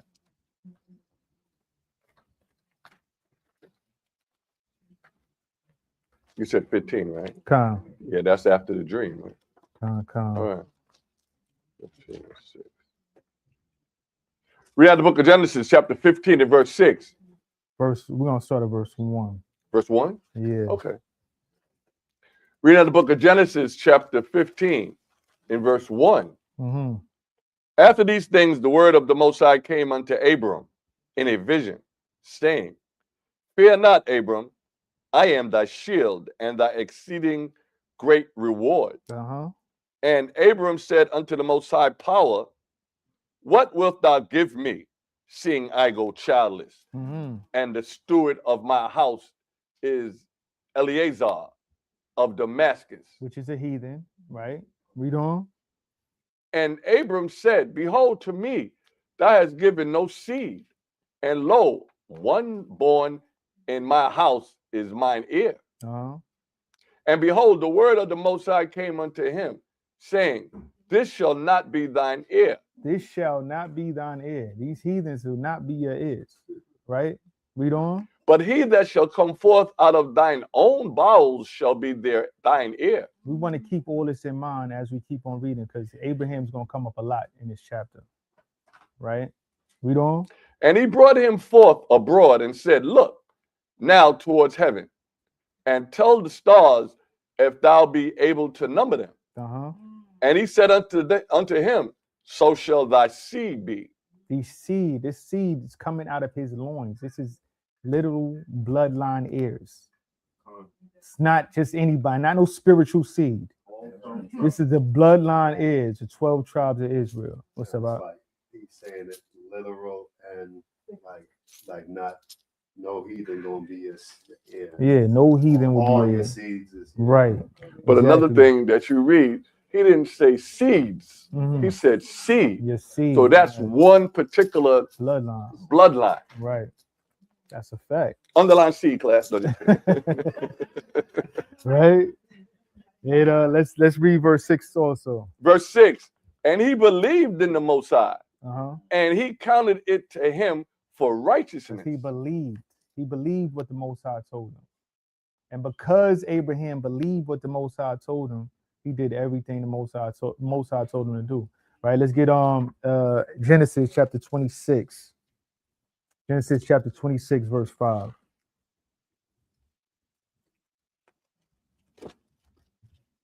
We got the book of Genesis, chapter 26, and verse 5. Because that Abraham obeyed my voice Uh-huh. and kept my charge, Uh-huh. my commandments, my statutes, and my laws. Abraham listened. See how it starts with the faith. This is the whole message in this whole chapter. It starts with the faith, then comes to the laws. Khan, God. what's up, Bob? Can you call it again, please? That's Genesis chapter 26 and verse 5. You trying to go somewhere else? What you got? Now, book of 1 Kings chapter 2, verse 3. And keep the charge of the Lord Most High, thy omnipotent power, and walk in his ways, Mm-hmm. and keep his statutes, and his commandments, and his judgments, and his testimonies, as it is written in the law of Moses, that thou mayest prosper in all that thou doest, and whithersoever thou turnest thyself. Right. We got to make sure we continue to keep that law. Right? So let's get we're gonna go back to Galatians, right? Really? Galatians, and we have verse 5. Verse 7. Verse 7. Read the book of Galatians, chapter 3 and verse 7. Know ye therefore that they which are of faith, the same are the children of Abraham. And we already seen who he was dealing, who the Most High chose. Literal seed, not the heathen born in his house, not the heathen that worked for him. That's that he circumcised in his house, but his literal seed, right?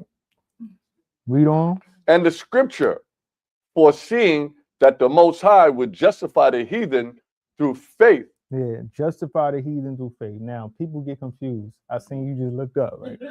Heathen through faith, right? Let's pull this up real quick. Let's pull this up. Yeah, blue letter. We're gonna get the word for heathen. This word throws a lot of people off. Right. It's talking about Israel. When we look at a lot of times, and this is why, give me Baba Shah, give me the book of Chaalaq. I want the prologue where it talk about the Hebrew language. All right. Are you not a heathen if you're not keeping the law? Yeah, but that's just how it was translated. We're gonna see the word that's actually used and how other places it was used. You feel what I'm saying? Yeah, we're gonna get the prologue of Chaalaq. Right?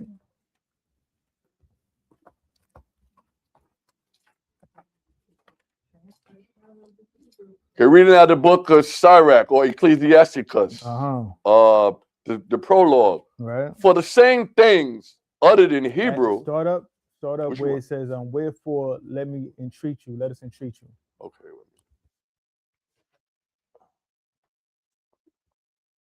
That's it.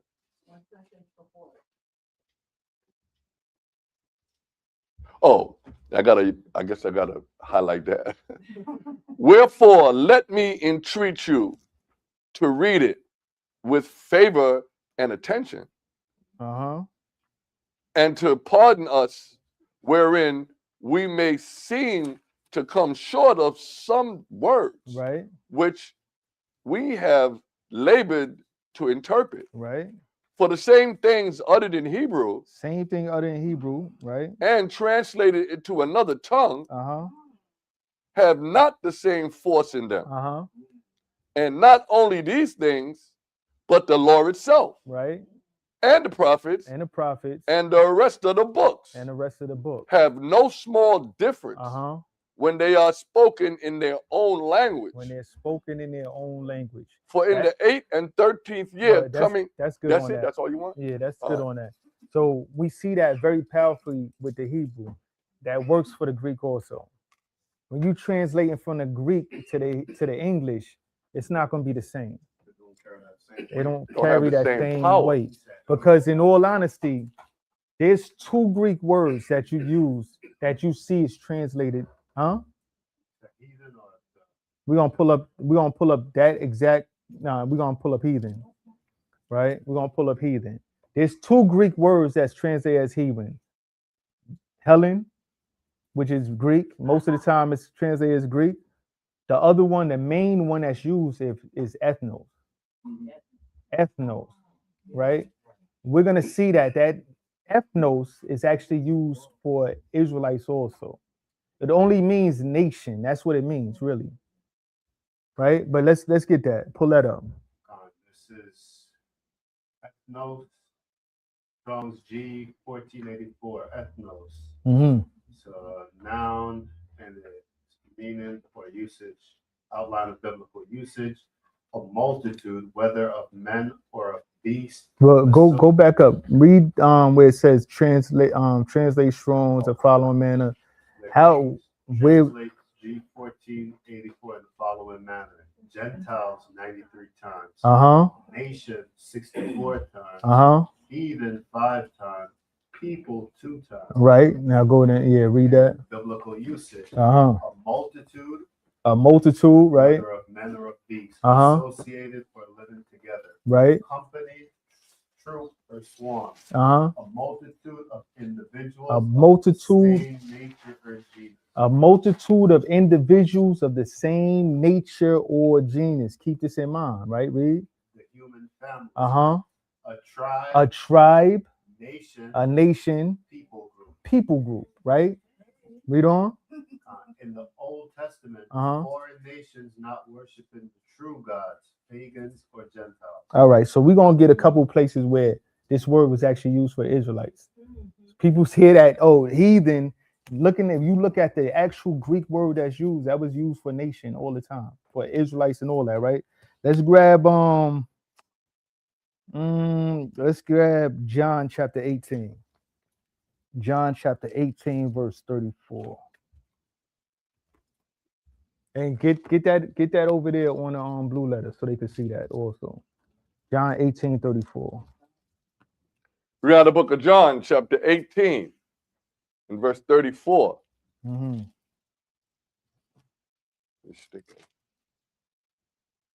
Yahushua answered him, saying, Thou this thing of thyself, or did others tell it to thee of me? Pilate answered, Am I a Jew? Thine own nation and the chief priests have delivered thee unto me. So he says, what? Now y'all able to see that, right? What scripture he's at? He said, Am I a Jew? Thine own nation, right? Go to that where it says nation. Ethnos. Same word. Same exact word. It's just how they translated. That's it. Right? Thine own nation, talking about the Jews, right? Let's get another one. Acts chapter 10, verse 22.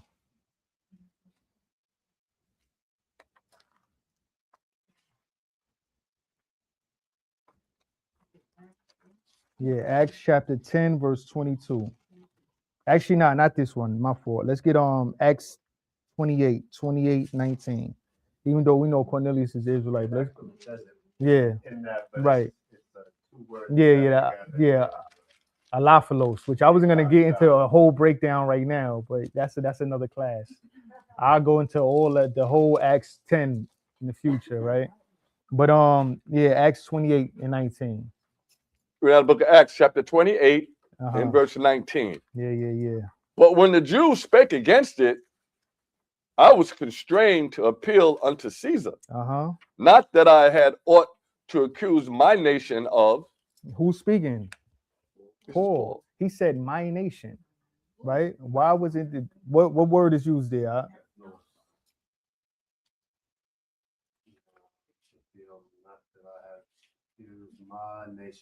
My nation, ethnos. Why didn't they always translate this to heathen? See, when they translated, a lot of they went off their presupposition basically, and when they translated, we're left to what the translators put. But when we dig into what was actually written there, we see differently. This word was used for Israelites all the time. It just means nation. So when you see it says heathen there, that's not talking about, he's talking about Israel. We seen who the covenant was for. Go ahead. I was gonna say it's on translator's choice. Like if Basically, yeah. That if you would like do studies on this, find this because the translators lean a certain way. Right. You translate it a certain way. Right. You know what I mean?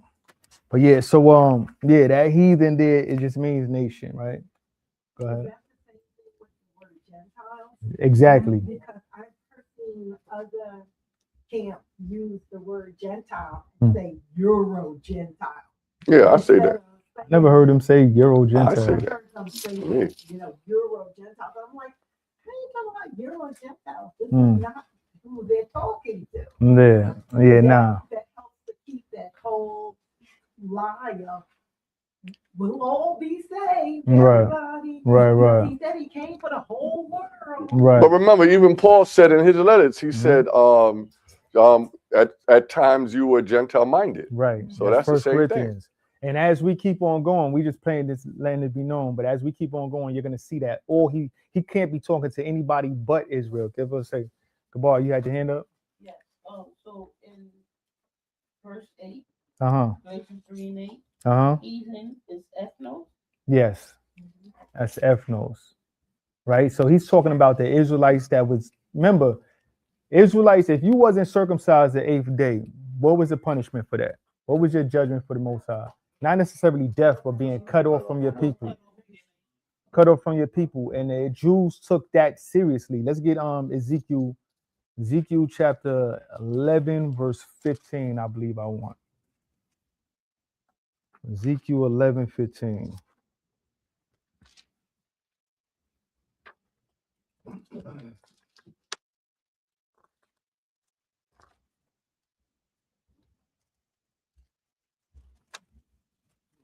We had the book of Ezekiel, chapter 11, verse 15. Son Start of man. Start at 14.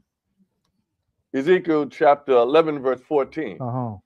Again, the word of the Most High came unto me, saying, Son of man, thy brethren, even thy brethren, the men of thy kindred, and all the house of Israel, holy. All the house of Israel, holy. The whole house of Israel has what?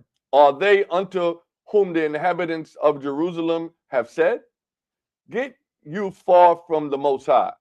Unto us is this land given in possession. The inhabitants of Jerusalem, which will be the ones that kept the law, circumcised the 8th day, like the Pharisees, the Sadducees, how Paul was. You feel what I'm saying? The inhabitants of the land is telling all the other Israelites, y'all don't belong here. This is not yours. Y'all not one of us. Cut off. And this was what Paul was actually fighting. Yes. That's exactly what it is. He's bringing the Hellenized Israelites back into the truth and fighting against the ones that, that was saying they not part of this. And then the ones that was part of this, some of them were saying, yo, if y'all not circumcised the 8th day, you can't be saved at all. Others is saying, yo, y'all gotta, how you hear people now, ditch JC, you know what I mean? Ditch JC and come to this law. This is what was getting pushed. There's nothing new under the sun. That's right. Nothing new under the sun. So this is what Paul was fighting. Con? Making sense? Con. So let's go back to Galatians 3. I had you grab something out? No, right? Con. What's up, bro? Sister Saladonia had mentioned a name. Name was, you said was person Saban. Yeah. Oh, Euro Gentile. Now, what does that mean? Because it's the first time. I never heard them say Euro Gentiles. I'm guessing they talking about European Gentiles. Yeah.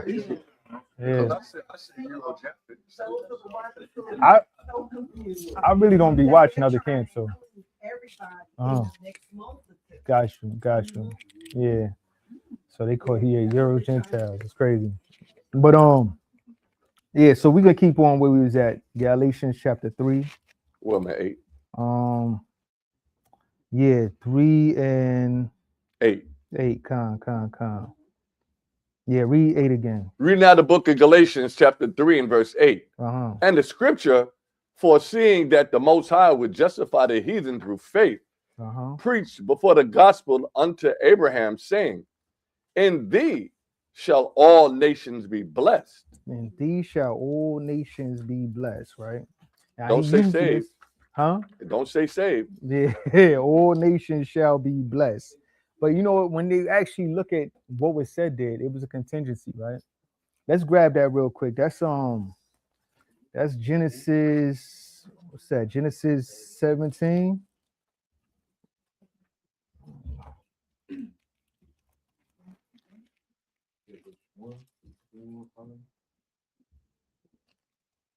Give me a second. Talking about 21? Is this 21? Huh? No, it's 12. Okay. Genesis 12. Genesis 12. We start at verse 1. Oh.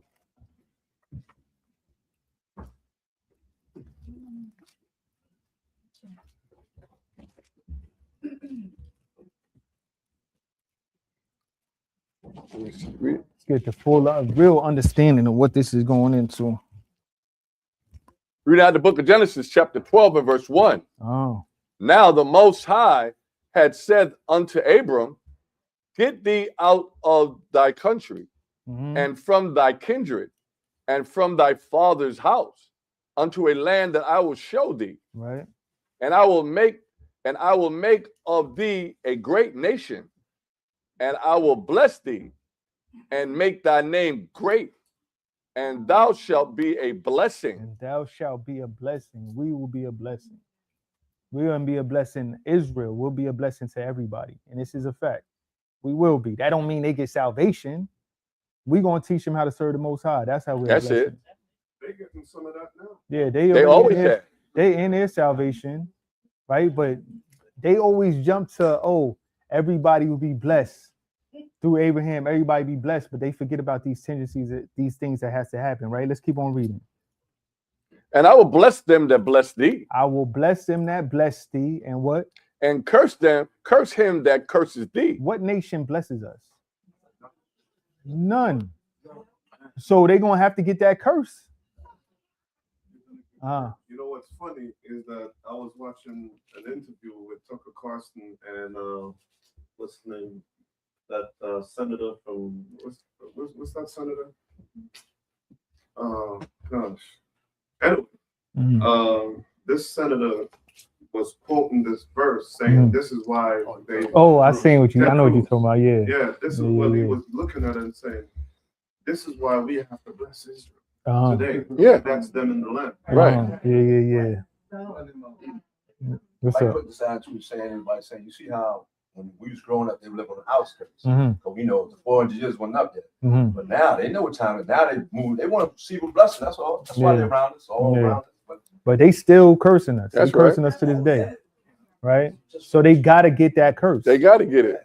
This prophecy lets us know that they're gonna get that curse. But they still calling you African American, Right. Puerto Rican. But That's- it's Uh, ironic, right? That when we were in our punishment, nobody was in there to drown us with our punishment. Right. Now it's time for us to get blessed. They wanted somebody to get the blessing. Yeah. It doesn't work like that. Not What at all. did, what did Pharaoh say? Pharaoh said, and bless me too. And bless me also, right? He said, Put up a good word for me, y'all. right. To enjoy the beating with us. Not at all. Not at It all. doesn't work like that. Pharaoh had found out Moses' God is God. So let's see real quick.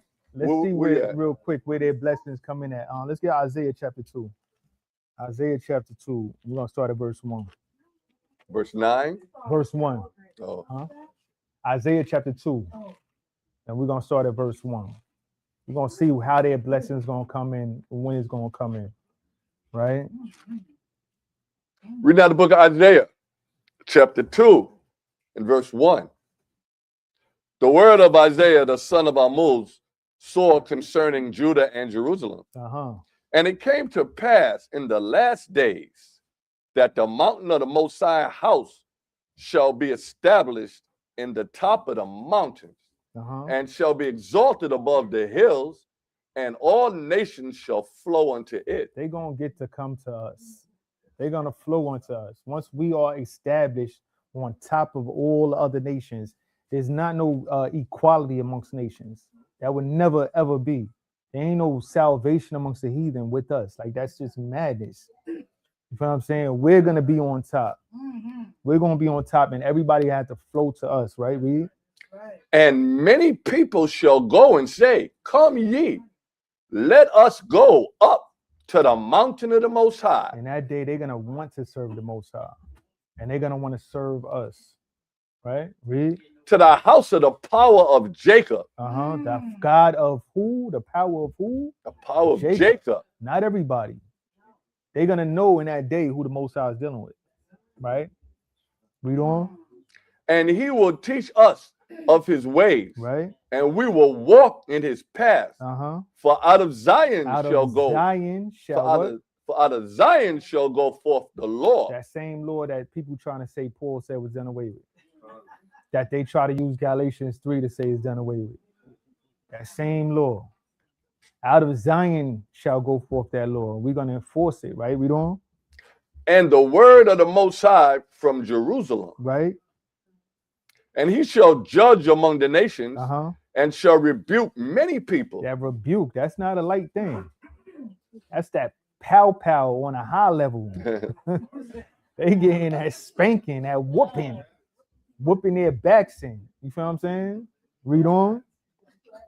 And they shall beat their swords into plowshares. They're going to beat their swords into plowshares, And their spears into pruning hooks. Go ahead. Is this in Revelation where it says for them double? Is that what I'm seeing This here? is going into that, yeah.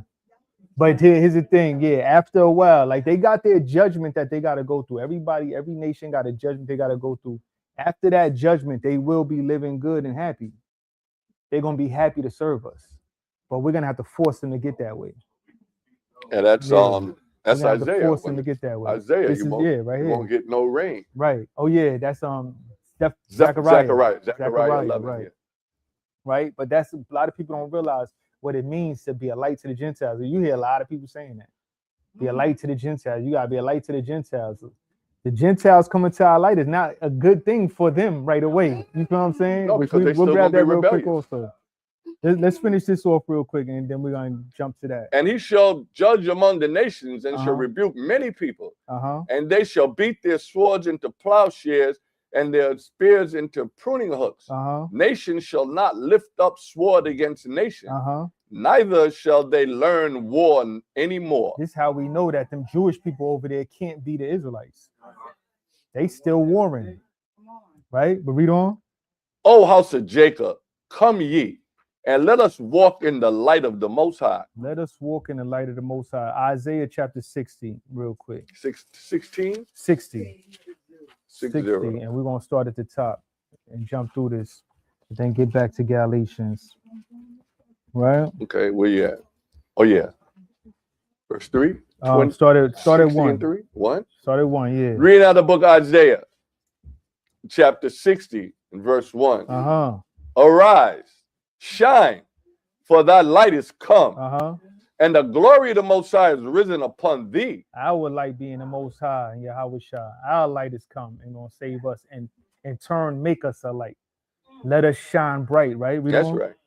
For behold, the darkness shall cover the earth, and gross darkness the people. Which is what we in now. Gross darkness, this world, right? Read on.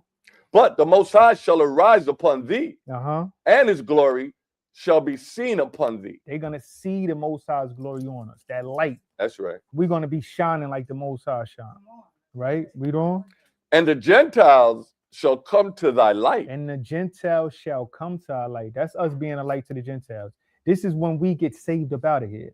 Not no time before. What is that for the Gentiles here? Gentiles will most likely be, this is Goy, actually. Goyim. Goyim. Goyim, the Hebrew word. Gawayam, how we would say it. Gawayam, which actually means the same exact thing, nations. Nation. This word was used as Israelites also. Israelites was called Goyim. Right. This is one of those places Uh, where people also do that. Everybody. well, if they do that here, they messing themselves up because as we see, the Israelites is going to shine. Israelites is going to be one. And it's showing the Gentiles is going to come and serve us. Right. That's what this is saying. It's not saying they on our level at all. Right? He said the Gentiles shall come to our light and what? And the kings to the brightness of thy rising. And the kings to the brightness of our rising. Right, read? Lift up thine eyes round about Uh-huh. and see. All they gather themselves together. They come to thee. Thy son shall come from far, Uh-huh. and thy daughters shall be nursed at thy side. Read on. Then thou shalt see and flow together, and thine heart shall fear. Uh-huh. Our heart shall fear, meaning we're going to be astonished. We're going to be amazed how the Most High saves us out of Hey, it. We're going to be like, wisdom- oh, wow, like it was a Wisdom bad Solomon dream. 5, son. Right. I mean, but read on. And be enlarged. Uh-huh. Because the abundance of the sea shall be converted unto thee. Everything that these other nations own becomes ours. That's what that means. The abundance of the sea is converted over to us. Whatever they got gold, give me that. Run that. Yeah, give me that. They got silver, run that. You know what I mean? Spoil them. Take all that. You feel what I'm saying? Read on. The forces of the Gentiles shall come forces unto thee. Of the Gentiles. That word forces, pachad, in Hebrew, literally means riches. Yeah, you could grab it. Yeah, right. The riches. Pachad, I believe it's pachad. Right.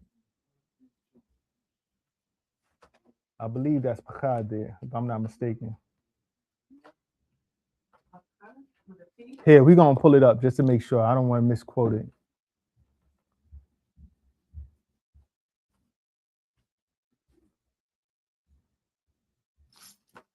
The forces. Oh, Chayol. No, that's Chayol. Right? Huh? You said spell that? Chayal.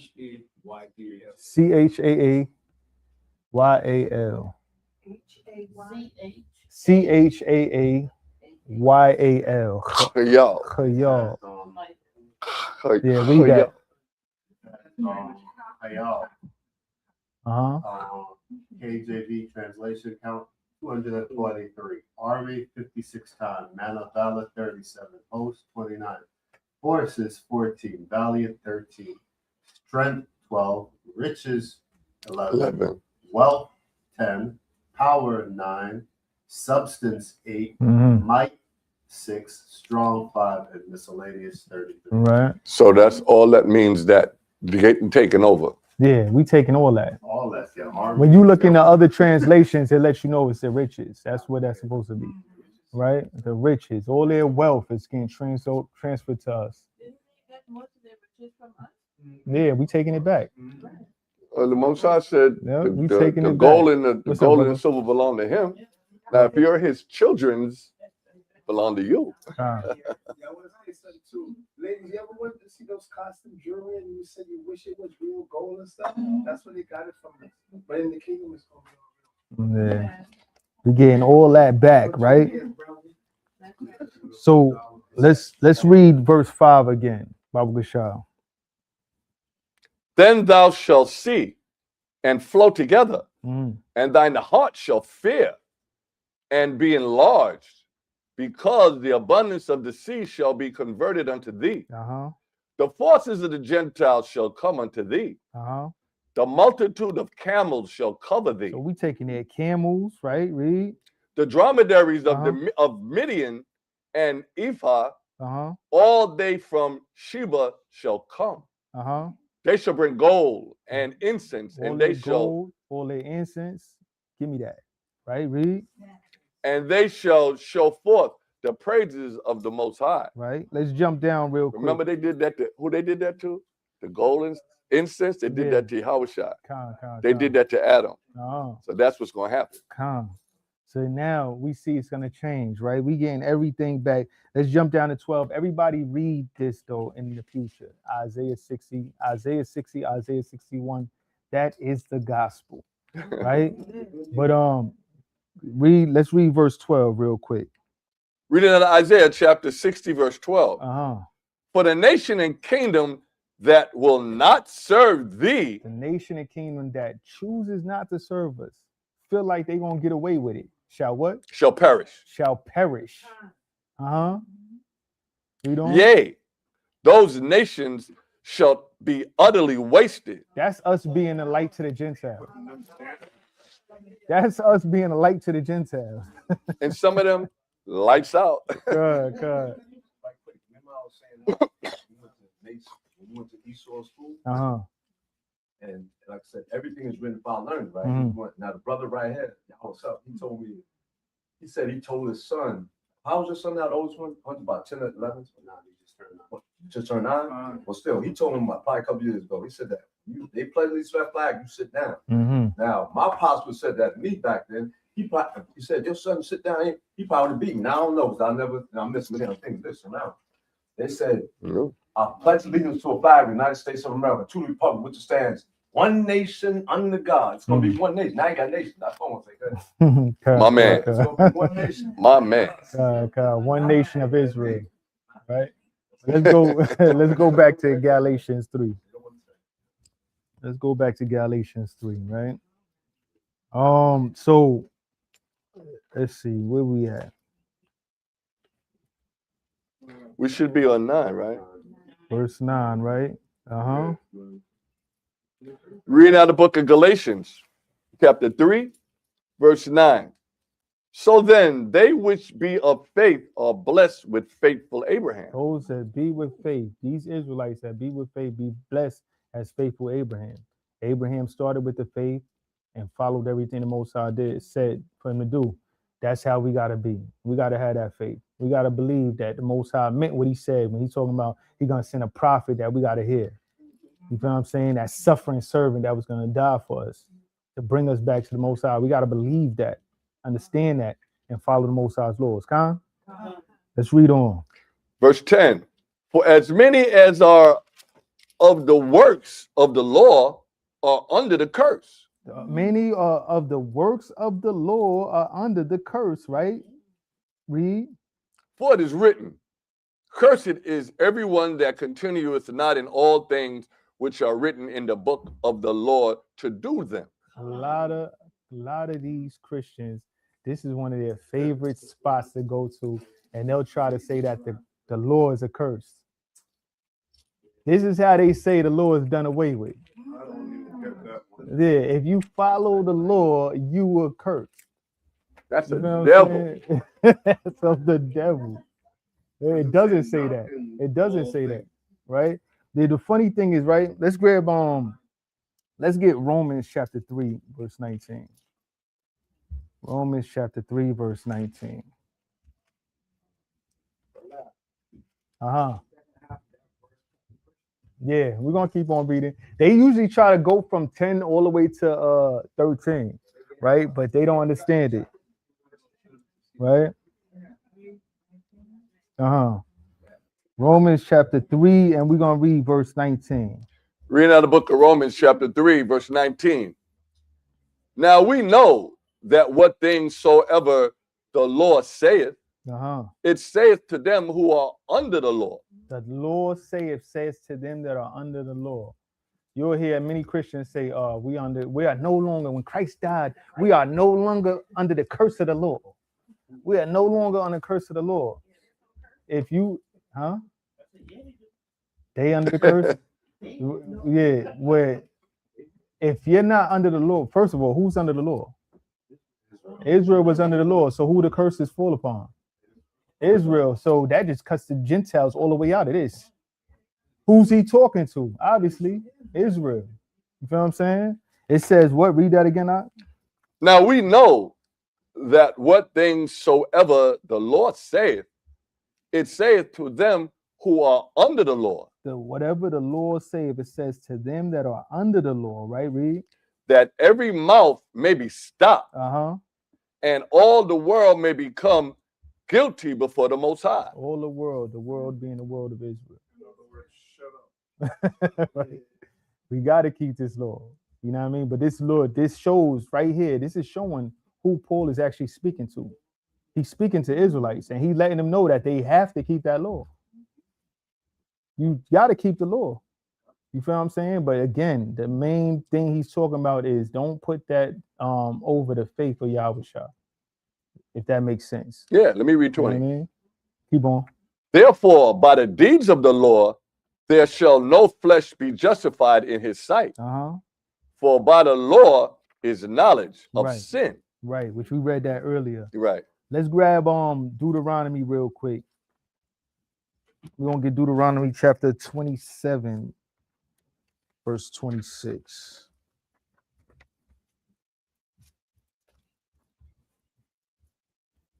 Actually, we won't start it. Let's read verse 9 first.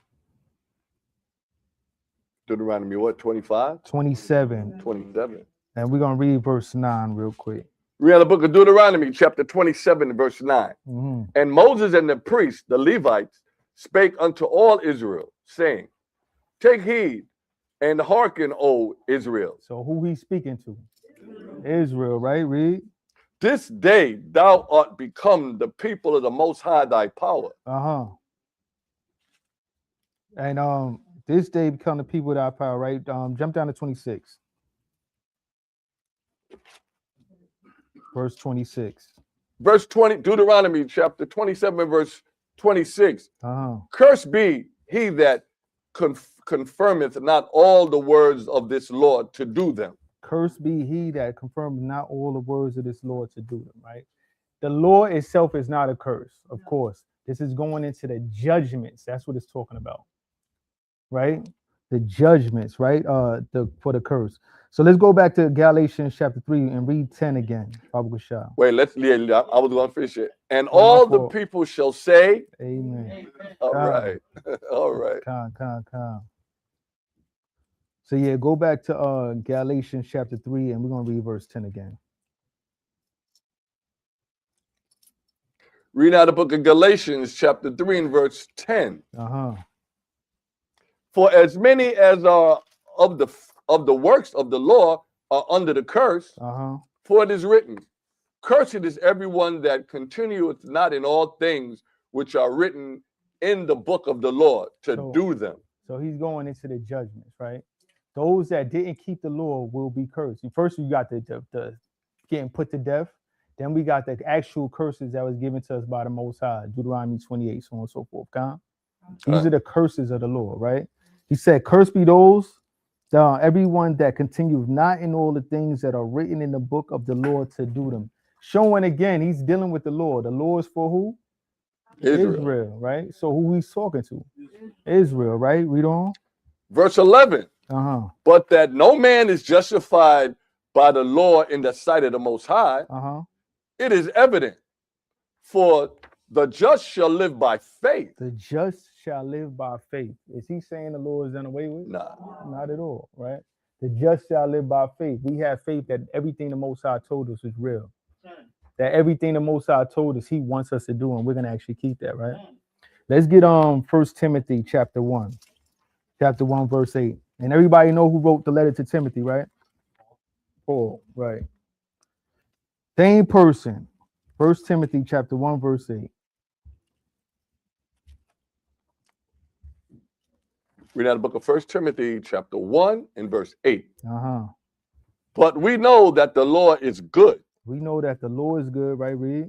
If a man use it lawfully. If a man use it lawfully, the law is good, right? Let's grab also Romans chapter 7. Chapter 7, verse 12. Romans, chapter 7, verse 12. Read out the book of Romans, chapter 7, and verse 12. Wherefore the law is holy. The law is holy, right? And what? And the commandment holy.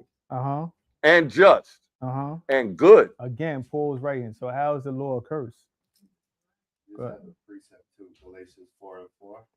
Well, I was gonna get to all that. Chaalaq. Yeah, we could go there now though. We go there now.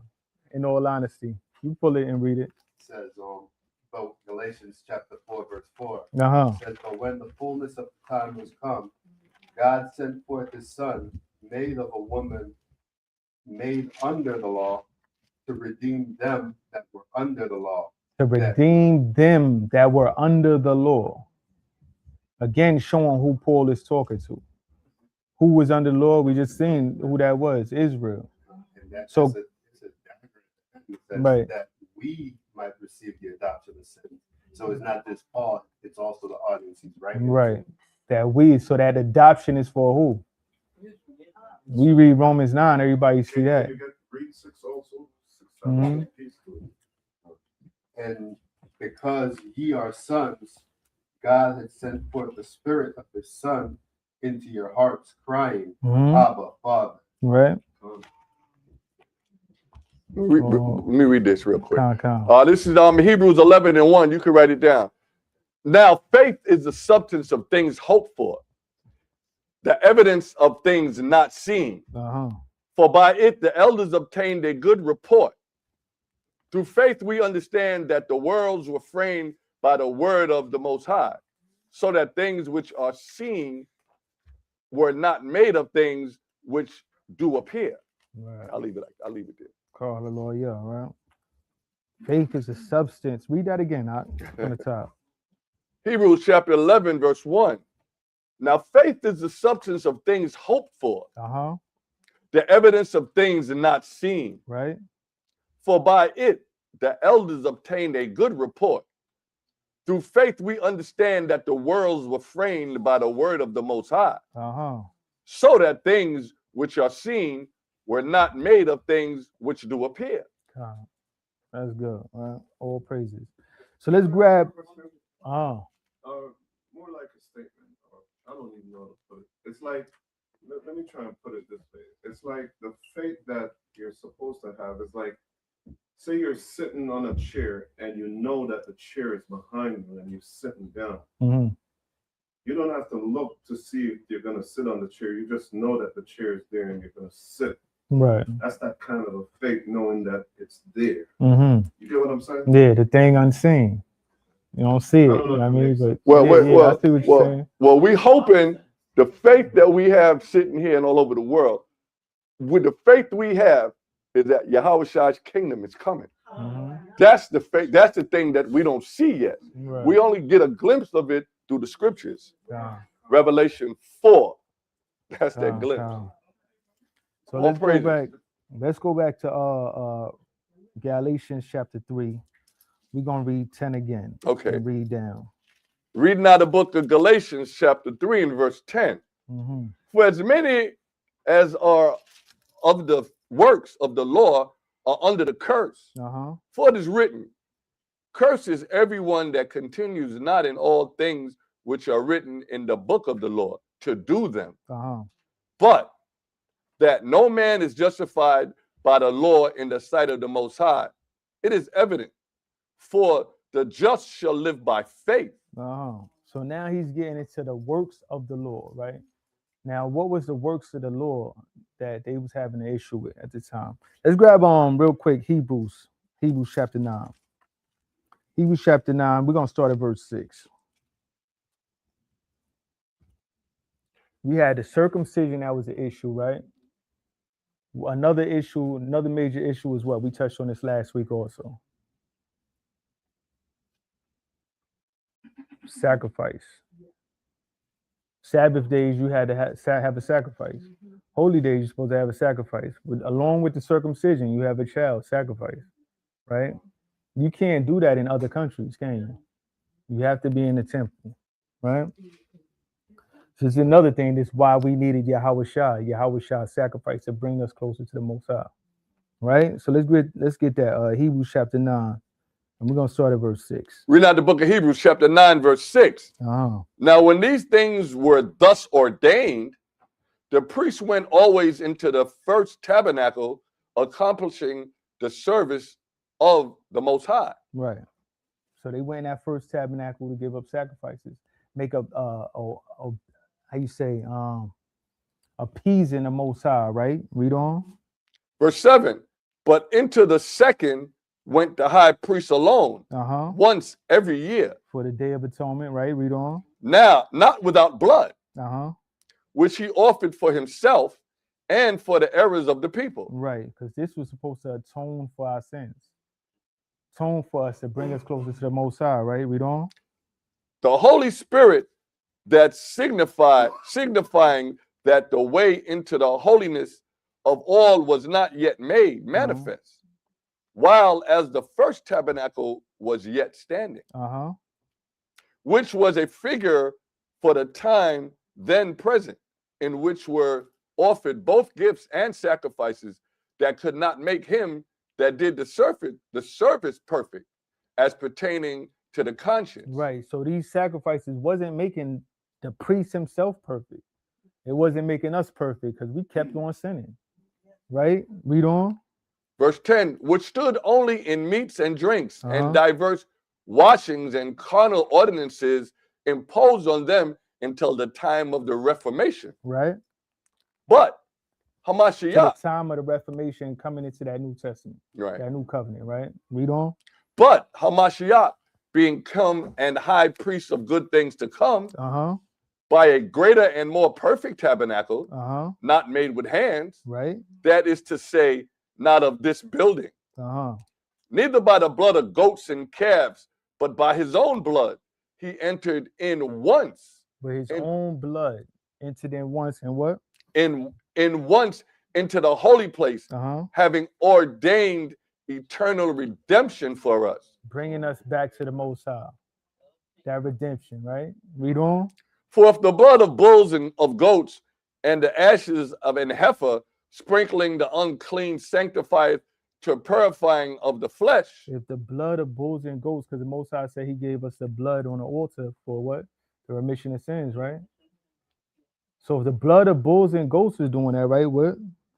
Read on. How much more? How much more shall the blood of Hamashiach, who through the eternal Spirit offered himself without spot to the Most High, purge your conscience from dead works. Purge the works of the Lord.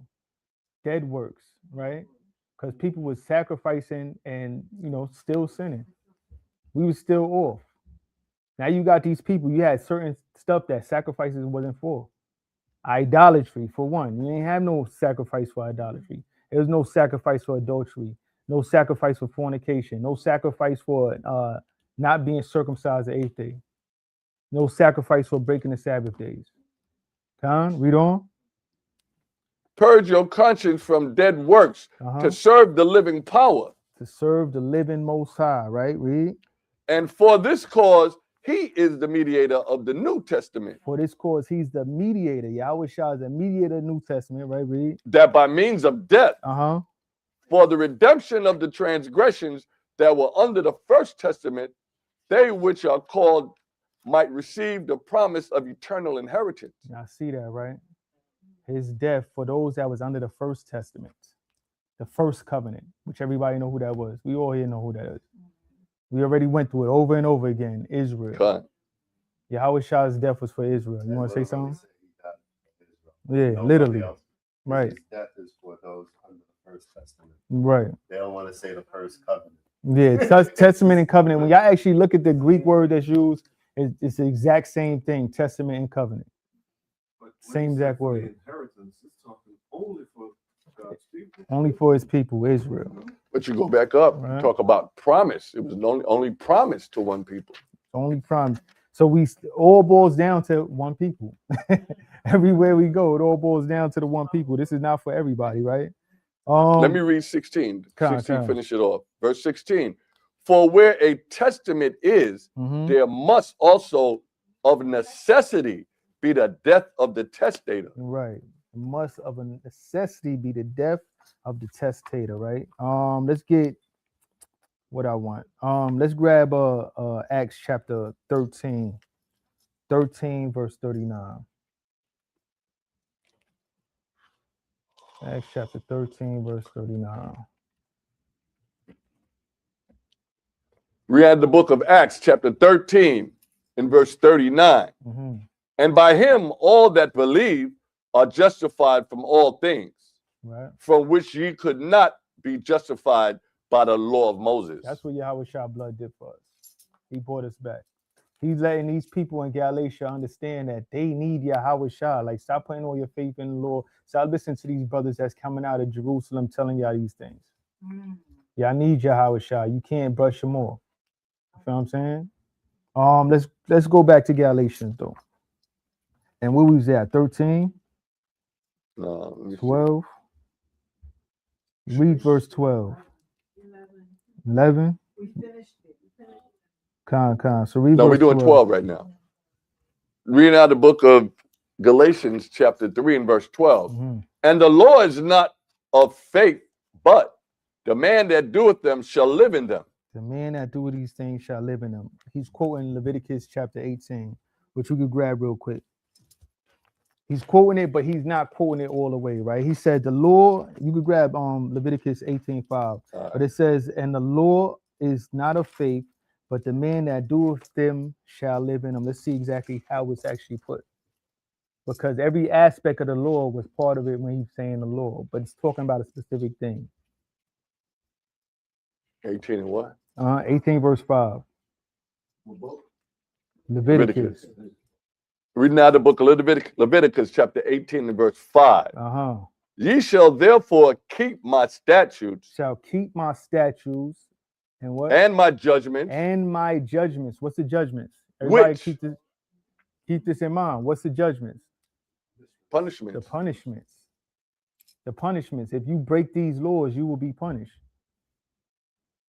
These are the curses of the law that he's actually talking about when he's going into. That we're not under no more. Right? He said, and my judgments, read. Which, if a man do, he shall live in them. We have to live by that law.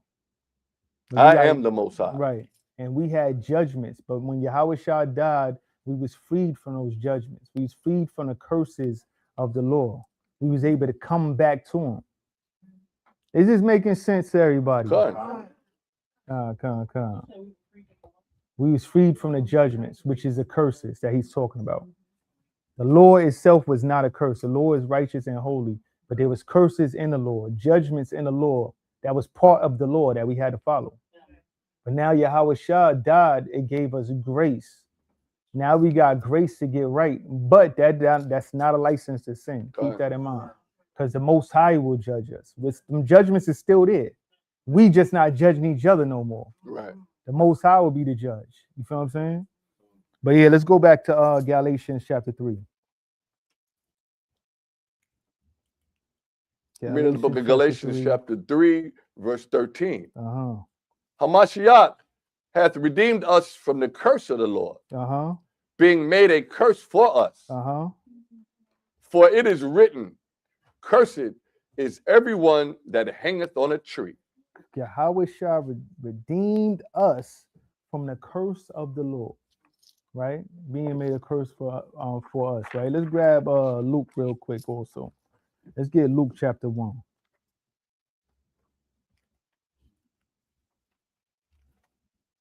Luke chapter 1. We're going to read verse 67.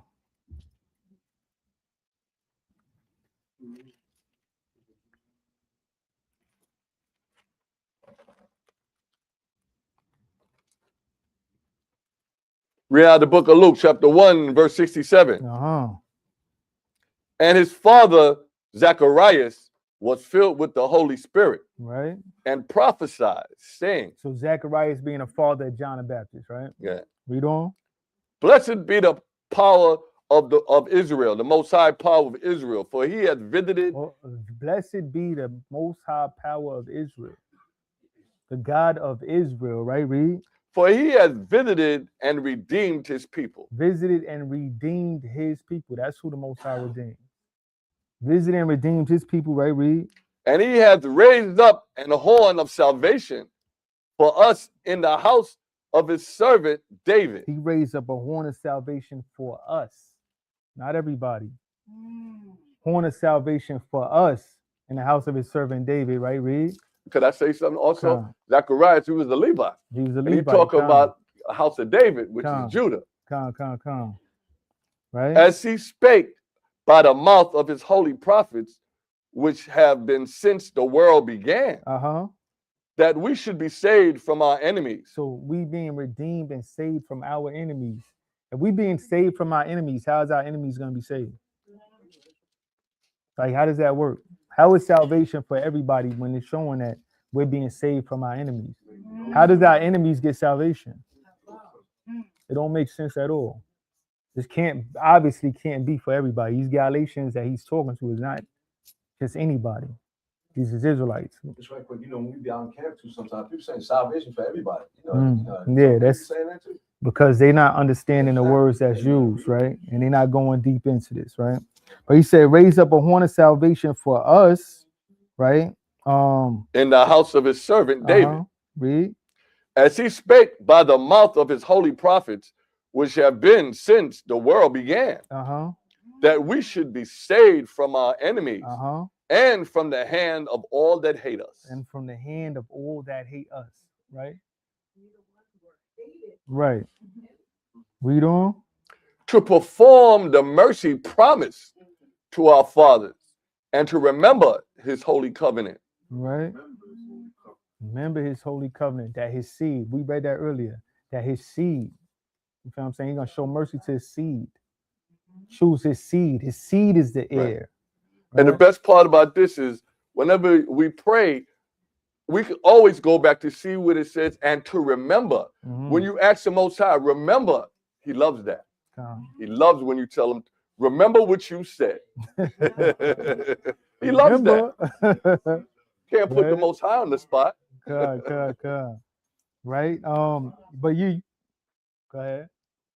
The real beautiful thing is that it was already planned from the beginning. That's what he said. That's a From fact. the beginning, Yeah. he had already planned to save. Yeah. Could I read verse 70 again since you said that? Yeah, Verse 70. As he on. spake by the mouth of his holy prophets, which have been since the world began. Right. Read on. Foundation even. Read on.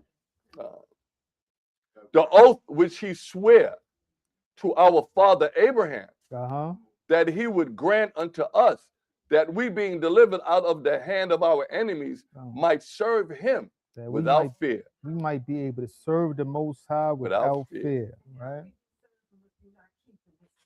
Right. Serving is an action. That's right. It's an action, right? So yeah, we could go back to Galatians chapter 3. Let me read 75. In In holiness and righteousness before him all the days of our life. You know what? Let's all right. Let me see. What else I want to grab real quick. Let's just find it. Let's see. Let's get you know what? Let's go back to Galatians chapter 3. And we keep this going. Right? Where we left off at? 13 or 14? Okay, calm. I'll read 14 again. That the blessing of Abraham might come on the Gentiles through Hamashiach Yahushua. And we know this is the same Gentiles, the Israelites that the Jews cast to the side. Same ones that grew up as Greeks, call themselves Ephesians, call themselves Galatians, Spartans, so on and so forth. All these Israelites in other places, right? Read on. That we might receive the promise of the Spirit through faith. That we might receive the promise of Spirit through faith. We're in the book of Psalms 143, verse 10. Teach me to do thy will, for thou art my power, thy spirit is good. Lead me into the land of uprightness. God. Right? Let's keep on reading that. Verse 15. Brethren, I speak after the manner of men. So this is Paul saying, I speak after the manner of men, right? Read. Though it be but a man's covenant. Though it be a man's covenant, right? Most High made this covenant with a man. This is a man's covenant, right? Read. Yet if it be confirmed. And it was confirmed, right? No man disannulleth No man disannulleth for what? or addeth thereto. How you want to add to where it said his seed? His seed is the heir. This covenant is for Abraham, Isaac, and Jacob, their children. How you adding anybody else to it? Yeah, it's over for you, right? Don't add to or take away. No man could disannul this covenant that the Most High made with Abraham. Nobody could add to, showing who That's right. these Galatians is that he's talking to. Israelites. These people are the seed of Abraham. That's right. You feel what I'm saying? Read on though. This is important here. Verse 16. Now to Abraham and his seed were the promises made. To his seed, because Abraham had what, 8 children? Yep. Only one was chosen. Only one to that seed, Isaac. From Isaac, Jacob. From Jacob, the 12 tribes of Israel. You know what I'm saying? The seed, right? Read. He has not, and to seeds as of many, but as of one. Uh-huh. And to thy seed, which is Hamashiach. And to thy seed, which is Hamashiach, right? Read on. And this I say, that the covenant that was confirmed before of the Most High in Hamashiach, Uh-huh. the law, That law, right? Read. which was 430 years Uh-huh. after, Uh-huh. cannot disannul. Uh-huh. That it should make the promise of none effect. So we still got to keep the law. That was us entering the covenant, but it's not going to make the promise of no effect.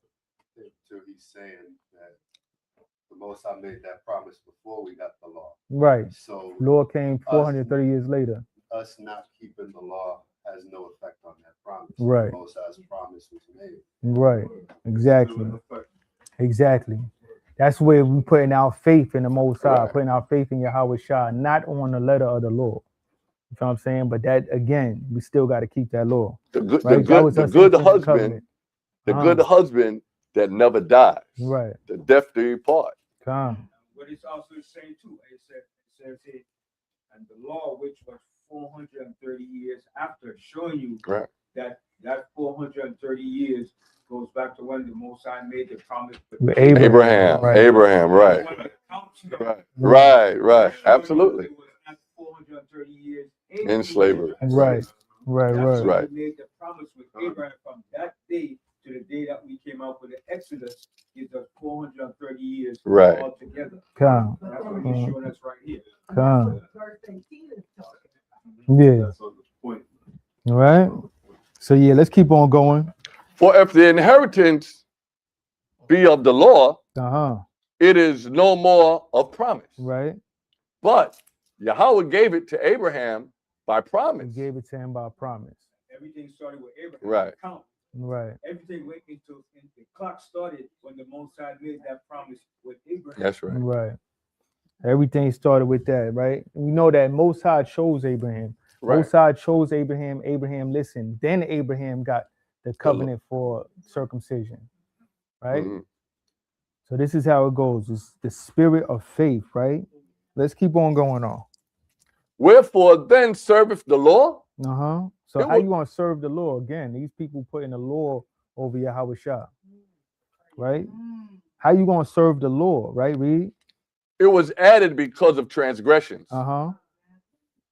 till the seed should come to whom the promise was made. To whom the promise was made.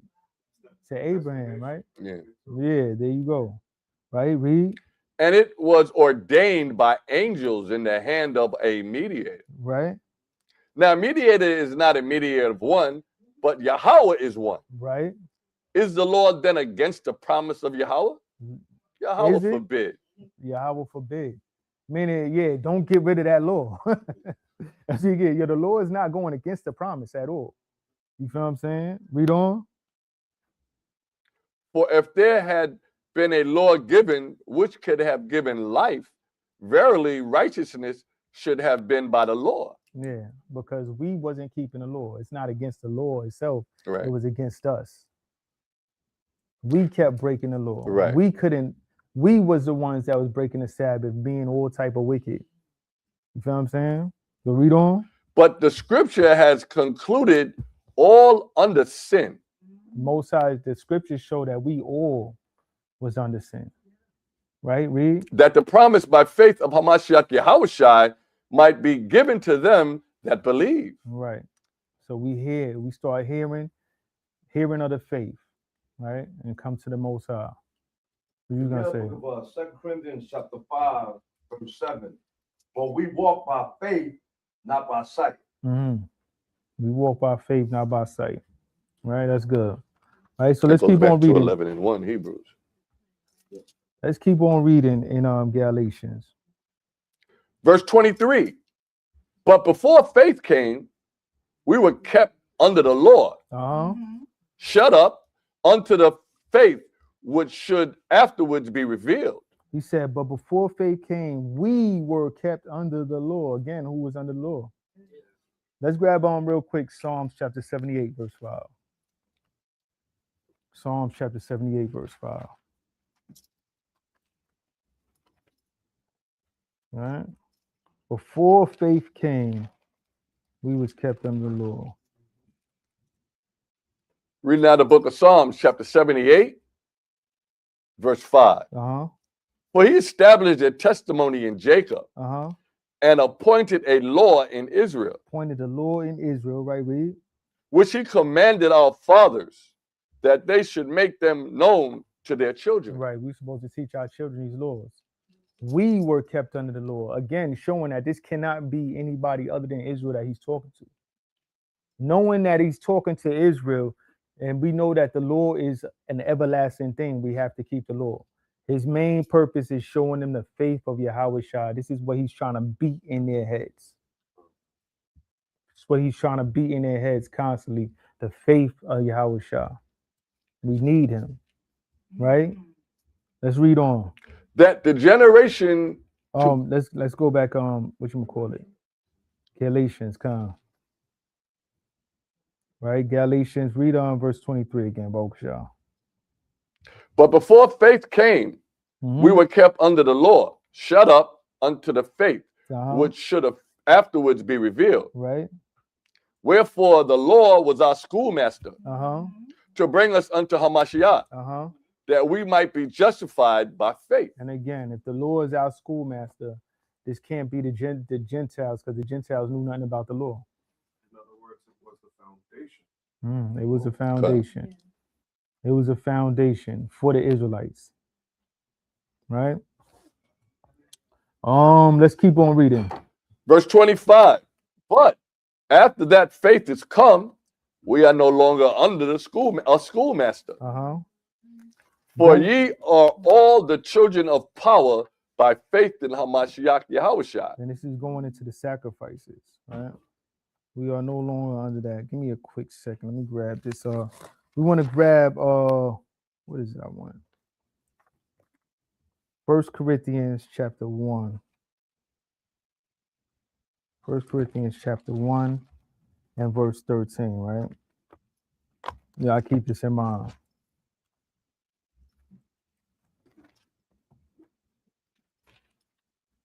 Read out the book of 1 Corinthians chapter 1 and verse 13. Actually, start at 12. Starting at 12. Uh-huh. Right, this thing is stuck.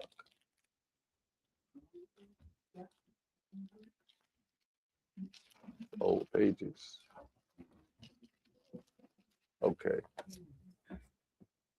Now this I say, that every one of you saith, I am of Paul, and I am of Apollos. Uh-huh. You said 1 and 12, right? Yeah. Okay, so read out the book of 1 Corinthians chapter 1, verse 12. Mm-hmm. Now this I say, that every one of you saith, I am of Paul, and I of Apollos, and I of Cephas, and I of Hamashiach. Uh-huh. Is Hamashiach divided? Is Christ divided? No. Christ is not divided, right? Read. Was Paul crucified for you? Was Paul crucified for you? Reason we come in here, because everybody want to base everything that they do, not everybody, but a lot of Christians base a lot of stuff of what they read in Paul. Misunderstanding what Paul was trying to say and base their whole theology off of that. Paul is letting it be known. Was I crucified for you? The way they talk, and the reason, because I was talking to a Christian not too long ago, and he made it seem like Paul had everything was given to him. He understood more than Moses. He understood more than Yahushua. He understood like he was the top of the top. This is how they try to make it seem. You feel what I'm saying? Paul let it be known, because there's a lot of people even back then. Yeah, I learned from Cephas. I'm of Yahushua. I'm of Paul. He like, yo, don't put nothing on me. Word. Don't put nothing on me. He said, was Paul crucified for you? Right? Read 13 again, huh? Is Hamashiach divided? Uh-huh. Was Paul crucified for you? Uh-huh. Or were ye baptized in the name of Paul? Uh-huh. I thank Yahweh that I baptized none of you. Uh-huh. I think the Most High, I ain't baptized none of you. Y'all keep trying to put stuff on my name. Right? Read. But Crispus and Gaius. Right? So he said, thank God I ain't baptized none of you. We supposed to be followers of Yahushua, right? Let's get on Deuteronomy 18:18. Come. Verse 15. Lest any should say that I had baptized in mine own name. Come. I'm glad I ain't do that. Right? Y'all, So you niggas, y'all putting too much on me. I know he said that. Y'all putting way too much on me. Right. Right? So you get Deuteronomy 18:18, right?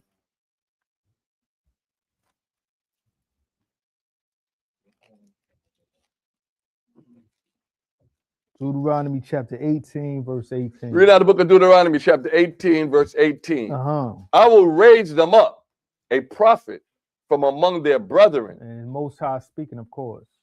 Like unto thee. He said, I'm going to raise up a prophet unto their brethren like unto thee. Like Moses, right? Everybody know who this prophet is. God. All the scholars, everybody, any Christian, they all know who this is. This is Yahushua. Right, read. And will put my words in his mouth. He'll put his words in his mouth, and what? And he shall speak unto them all that I shall command him. Right. Read on. And it shall come to pass that whosoever will not hearken unto my words, which he has spake in my name, I will require it of him. He said, those that do not listen to Yahushua will be punished. Most High is going to require them. So what did Yahushua say? I keep that in mind. What did Yahushua say? Let's grab on Matthew chapter 5.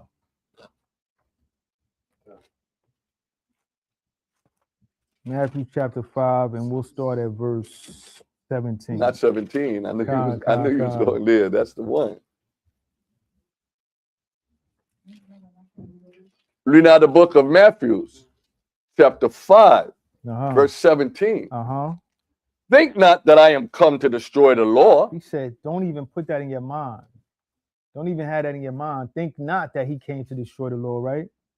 Or the prophets. Or the prophets. I am not come to destroy, but to fulfill. He came to fulfill. What did he fulfill? For verily I say unto you, till heaven and earth pass, one jot or one tittle shall in no wise pass from the law. Said one jot or one tittle shall no wise pass from the law. Till all be fulfilled. Till all be fulfilled. Yahushua, well, Paul said he followed Yahushua. He believed the same thing. Till all be fulfilled. All wasn't fulfilled. There's still many prophecies that still got to happen. Okay. So what did Christ come to fulfill? Because a lot of people try to come here also say, oh, he fulfilled the law. What did he actually fulfill? Let's get Acts. I see you going there. 3:18. Come. Acts chapter 3, verse 18. Come. Acts chapter 3, verse 18. Read out the book of Acts, chapter 3, and verse 18. And on my servants and on my handmaidens. Acts chapter 3. That's 3. That's not 3. Oh, that's Acts 2. chapter 3, verse 18. Right, come. Acts chapter 3, verse 13. The power 18. Okay. But those things which the Most High before had showed by the mouth of all his prophets that Hamashiach should suffer, he hath so fulfilled. Everything that he was going to suffer that was written about him in the law and prophets. That's what he fulfilled, not the whole law. I have one too. Luke? Yeah, I was going to go there next. You grab it. Call it, read it. This is Luke 24, Uh-huh. verse 44. Uh-huh. And he said unto them, these are the words which I spake unto you while I was yet with you, Uh-huh. that all things must be fulfilled, which were written in the laws of Moses and in the prophets and in the Psalms concerning me. Concerning him. Luke He's 24, 44. he still got to come back and for the second coming. He still got a lot of blood that he got to spill. Mhm. All that's prophesied That's about. right. Who's that man coming through Basra Right. You know what I'm saying? in the white garment dipped in blood? Which from Matthew 5:17. Well, we're going to go right back to Matthew 5:17 also. We're going to go right back to Matthew 5:17 We're in the also. book of Matthew chapter 10, verse 34. He says, I'm not come. 10:34. Yeah, I've not come.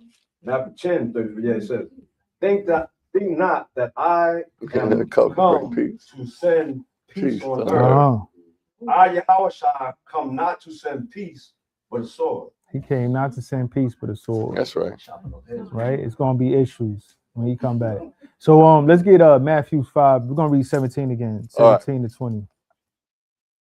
Reading out the book of Matthew, chapter 5, and verse 17. Uh-huh. Think not that I am come to destroy the law or the prophets. Uh-huh. I am not come to destroy, but to fulfill. And we see that's talking about what he had to go through. Him coming here, teaching the word, getting on the cross, raising the third day. That's what that's talking about. That's what he fulfilled. There's still much more that he got to come and fulfill, right? Let's read on. For verily I say unto you, till heaven and earth pass, one jot or one tittle shall in no wise pass from the law, till all be fulfilled. Now, one jot and one tittle. This is our Savior, right? Okay. This is our Lord and Savior. So who we supposed to be listening to? You know what I'm saying? He said, not one jot or one tittle shall in no wise pass from the Lord till all be fulfilled. We Yeah, got a gotta whole read lot of 19. prophecies that still got to happen. We're going to keep on reading. We're going to read down to 20. Right? Keep on. Whosoever therefore shall break one of these least commandments Uh-huh. and shall teach men so, Uh-huh. he shall be called the least in the kingdom of heaven. Who shall break one of these least commandments and teach men, so shall be in the least in the kingdom of heaven. Right. Right. But they don't follow their Lord and so-called Lord and Savior, right? These people worship a fake Paul. They not even a real Paul, a made-up Paul. Right? Read on. But whosoever shall do and teach them, Uh-huh. the same shall be called great in the kingdom of heaven. That's what we searching for, right? Those that do the Lord and teach them shall be called great in the kingdom of heaven. That's thus saith Yahushua. Right? Read on. For I say unto you, that except your righteousness shall exceed the righteousness of the scribes and Pharisees, ye shall in no case enter in the kingdom of heaven. Unless your righteousness exceeds that. And they was very strict on the law. Unless your righteousness exceeds that, you will not enter the kingdom of heaven, right? Let's go back to Galatians chapter 3. Right? So the schoolmaster, when it comes in, we got to keep the law. Yahushua was that sacrifice. That's what it's getting into. Right?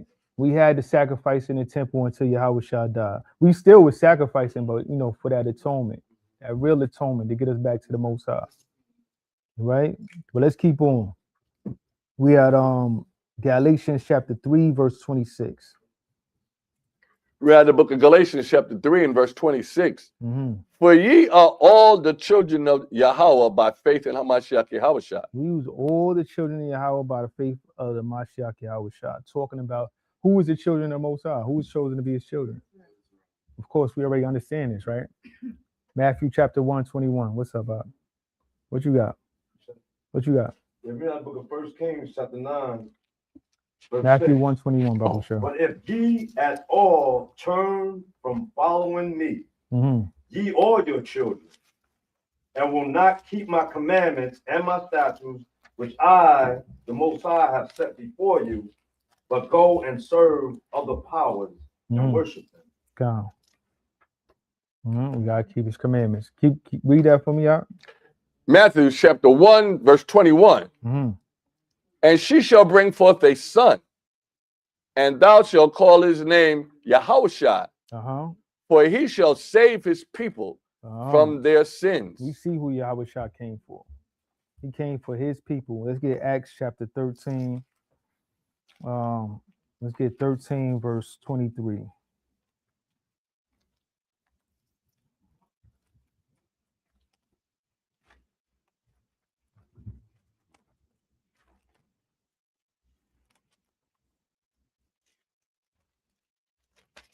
Read out the book of Acts, chapter 13, verse 23.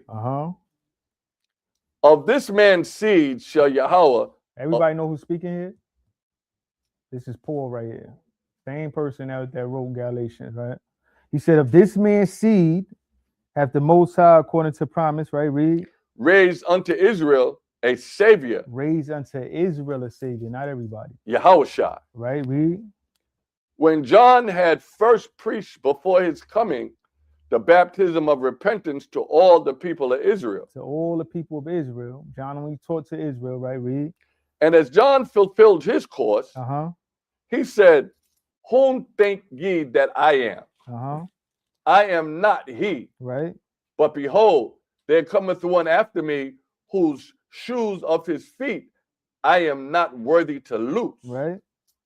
Men and brethren, children of the stock of Abraham, and whosoever among you feareth Yahweh. Men and brethren, children of the stock of Abraham, his seed, right? And whosoever among you that what? That feareth Yahweh, to you is the word. Is the word of his salvation sent. To you is the word of salvation sent, right? Let's go back to Galatians real quick. Quite, that word is the scriptures, and that word is Yahushua. Right. All right. Good class. So let's keep on reading Galatians chapter 3, and you can read 26 again. Reading out of the book of Galatians chapter 3, verse 26. For ye are all the children of Yahweh, by faith in Hamashiach Yahushua. Right. For as many of you that have been baptized into Hamashiach have put on Hamashiach. There is neither Jew nor Greek. Yeah, see, y'all was Greeks. Y'all was Greeks before. Y'all grew up as Greeks. That's right. And we got the people that grew up as Jews. There's no difference. We the same people. We are all children of Most High. We're the chosen. Right? He said there's neither Jew nor Greek. There is neither bond nor free. There is neither male or female. For ye are all one in Hamashiach Yahushua. We are all one in Hamashiach Yahushua. We, Israel, all one in Hamashiach Yahushua, right? Read. And if ye be Hamashiach, then are ye Abraham's seed and heirs according to the promise. According to the promise. And we read the promise already. His seed, his heirs, that's coming out of his bowels, not servants that cleave on. Let's grab Romans chapter 9 real quick. We're gonna end it off. Romans chapter 9, and we're gonna read 25. We ain't gonna read all of Romans 9. We're gonna start at 25. Now the book of Romans chapter 9, verse 25. As he saith also in Isaiah, maybe. Hosea. It's OC, which is Hosea. Yeah, Hosea. I will call them my people, which were not my people. And when we read that, actually, Baba Shah, grab me Hosea. Yeah. Go ahead, you read it. Yeah. Calm. We're gonna see what he's quoting, right? It's the book of. Come. Where you want me to start? 1 and 10? You start at 10, yeah. It's the book of Hosea, chapter 1, verse 10. Yet the number of the children of Israel. So we see who the context is about, right? Children of Israel, right? Shall be what? Shall be as the sand of the sea, which cannot be measured nor numbered. Right. And it shall come to pass, that in the place where it is said unto them, ye are not my people. This was going on in Israel back in the days where they was being called not their people. In the lands of the captivities, in Galatia, in Ephesus, in Colossae, in Corinth, in Athens, and all these places, they was called not his people.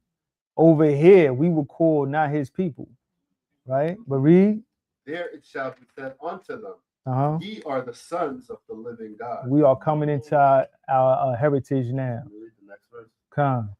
Then shall the children of Judah and the children of Israel be gathered together. The northern kingdom and southern kingdom Right. together. And appoint themselves one head, Uh-huh. and they shall come up out of the land. For great shall be the day of Jezreel. Great shall be that day when we get, and this is a future prophecy. Great shall be that day when we come together. But this is Paul letting it be known that this is the start of it by him gathering the Jews that was Hellenized from other places. Huh? Jezreel put this mean the upright one, if I'm not mistaken. The upright one. Pull that up, Abu Shah. What's up?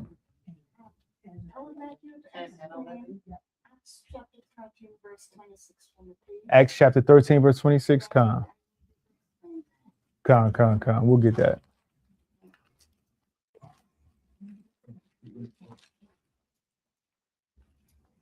Israel. Israel. I thought it meant Israel. I just was, right? I thought it meant Con, Israel. I con, just didn't con. want to say that. I didn't want to be wrong. Con. Israel, you're right. Con. Yeah, so let's finish this up and we're gonna grab the scripture the sister want. So You want what you want to do? Get what she wants now. now where we was just at Romans 9:25. Want to read 25, Give me a minute. 27. Yeah, Then we'll Romans grab 9, Acts 25. 13. Read out the book of Romans chapter 9, verse 25. And he saith also in Hosea, I will call them my people, which were not my people. Which And- we see who he's talking about, Israel. That's who he's quoting about Israel, right? Read. And her beloved, which was not beloved. And it came to pass, and it shall come to pass that in the place where it was said unto them, ye are not my people, there shall they be called the children of the living power. Right. This is the Gentiles, the Israelites coming back to their heritage. Right? Read on. Isaiah also cried concerning Israel. Letting it be known exactly who he's talking about. He keeping it going. Isaiah also cried about Israel, right? Read. Though the number of the children of Israel be as the sand of the sea, a remnant shall be saved. A remnant shall be saved, right? So the sister wanted me to break down what you wanted. Acts, you said 13, 26? 13 and 26. That's what you said, right? 13, Yeah, we just 26. read that. Let's Okay. go back to that, Bubble Show. Read out the book of Acts, chapter 13, verse 26. Men and brethren, children of the stock of Abraham. So you know who the stock of Abraham is, right, sister? Israel, right? We are the stock of Abraham. We are the chosen, the heir seed, right? Read. And whosoever among you feareth Yahweh. So any of you, those are the stock of Abraham. Because it says, and whosoever. Remember, it mentioned children of Abraham already. And it is saying, and whosoever. Among you. So who's he talking to? That's what I need to explain. He's talking to the children of Abraham. He's still talking to them. Whosoever among you. I'm talking to this whole class right now, right? Whosoever among you fears the Most High. So maybe not everybody here fear the Most High. Whosoever among you that fear the Most High, this is who the word of salvation is sent.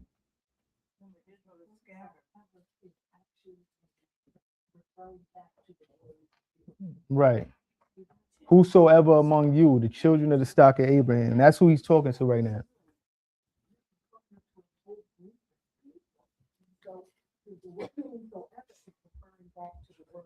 Let's continue. Yeah. So that's basically everything, right? Everybody was edified. Anybody want any more?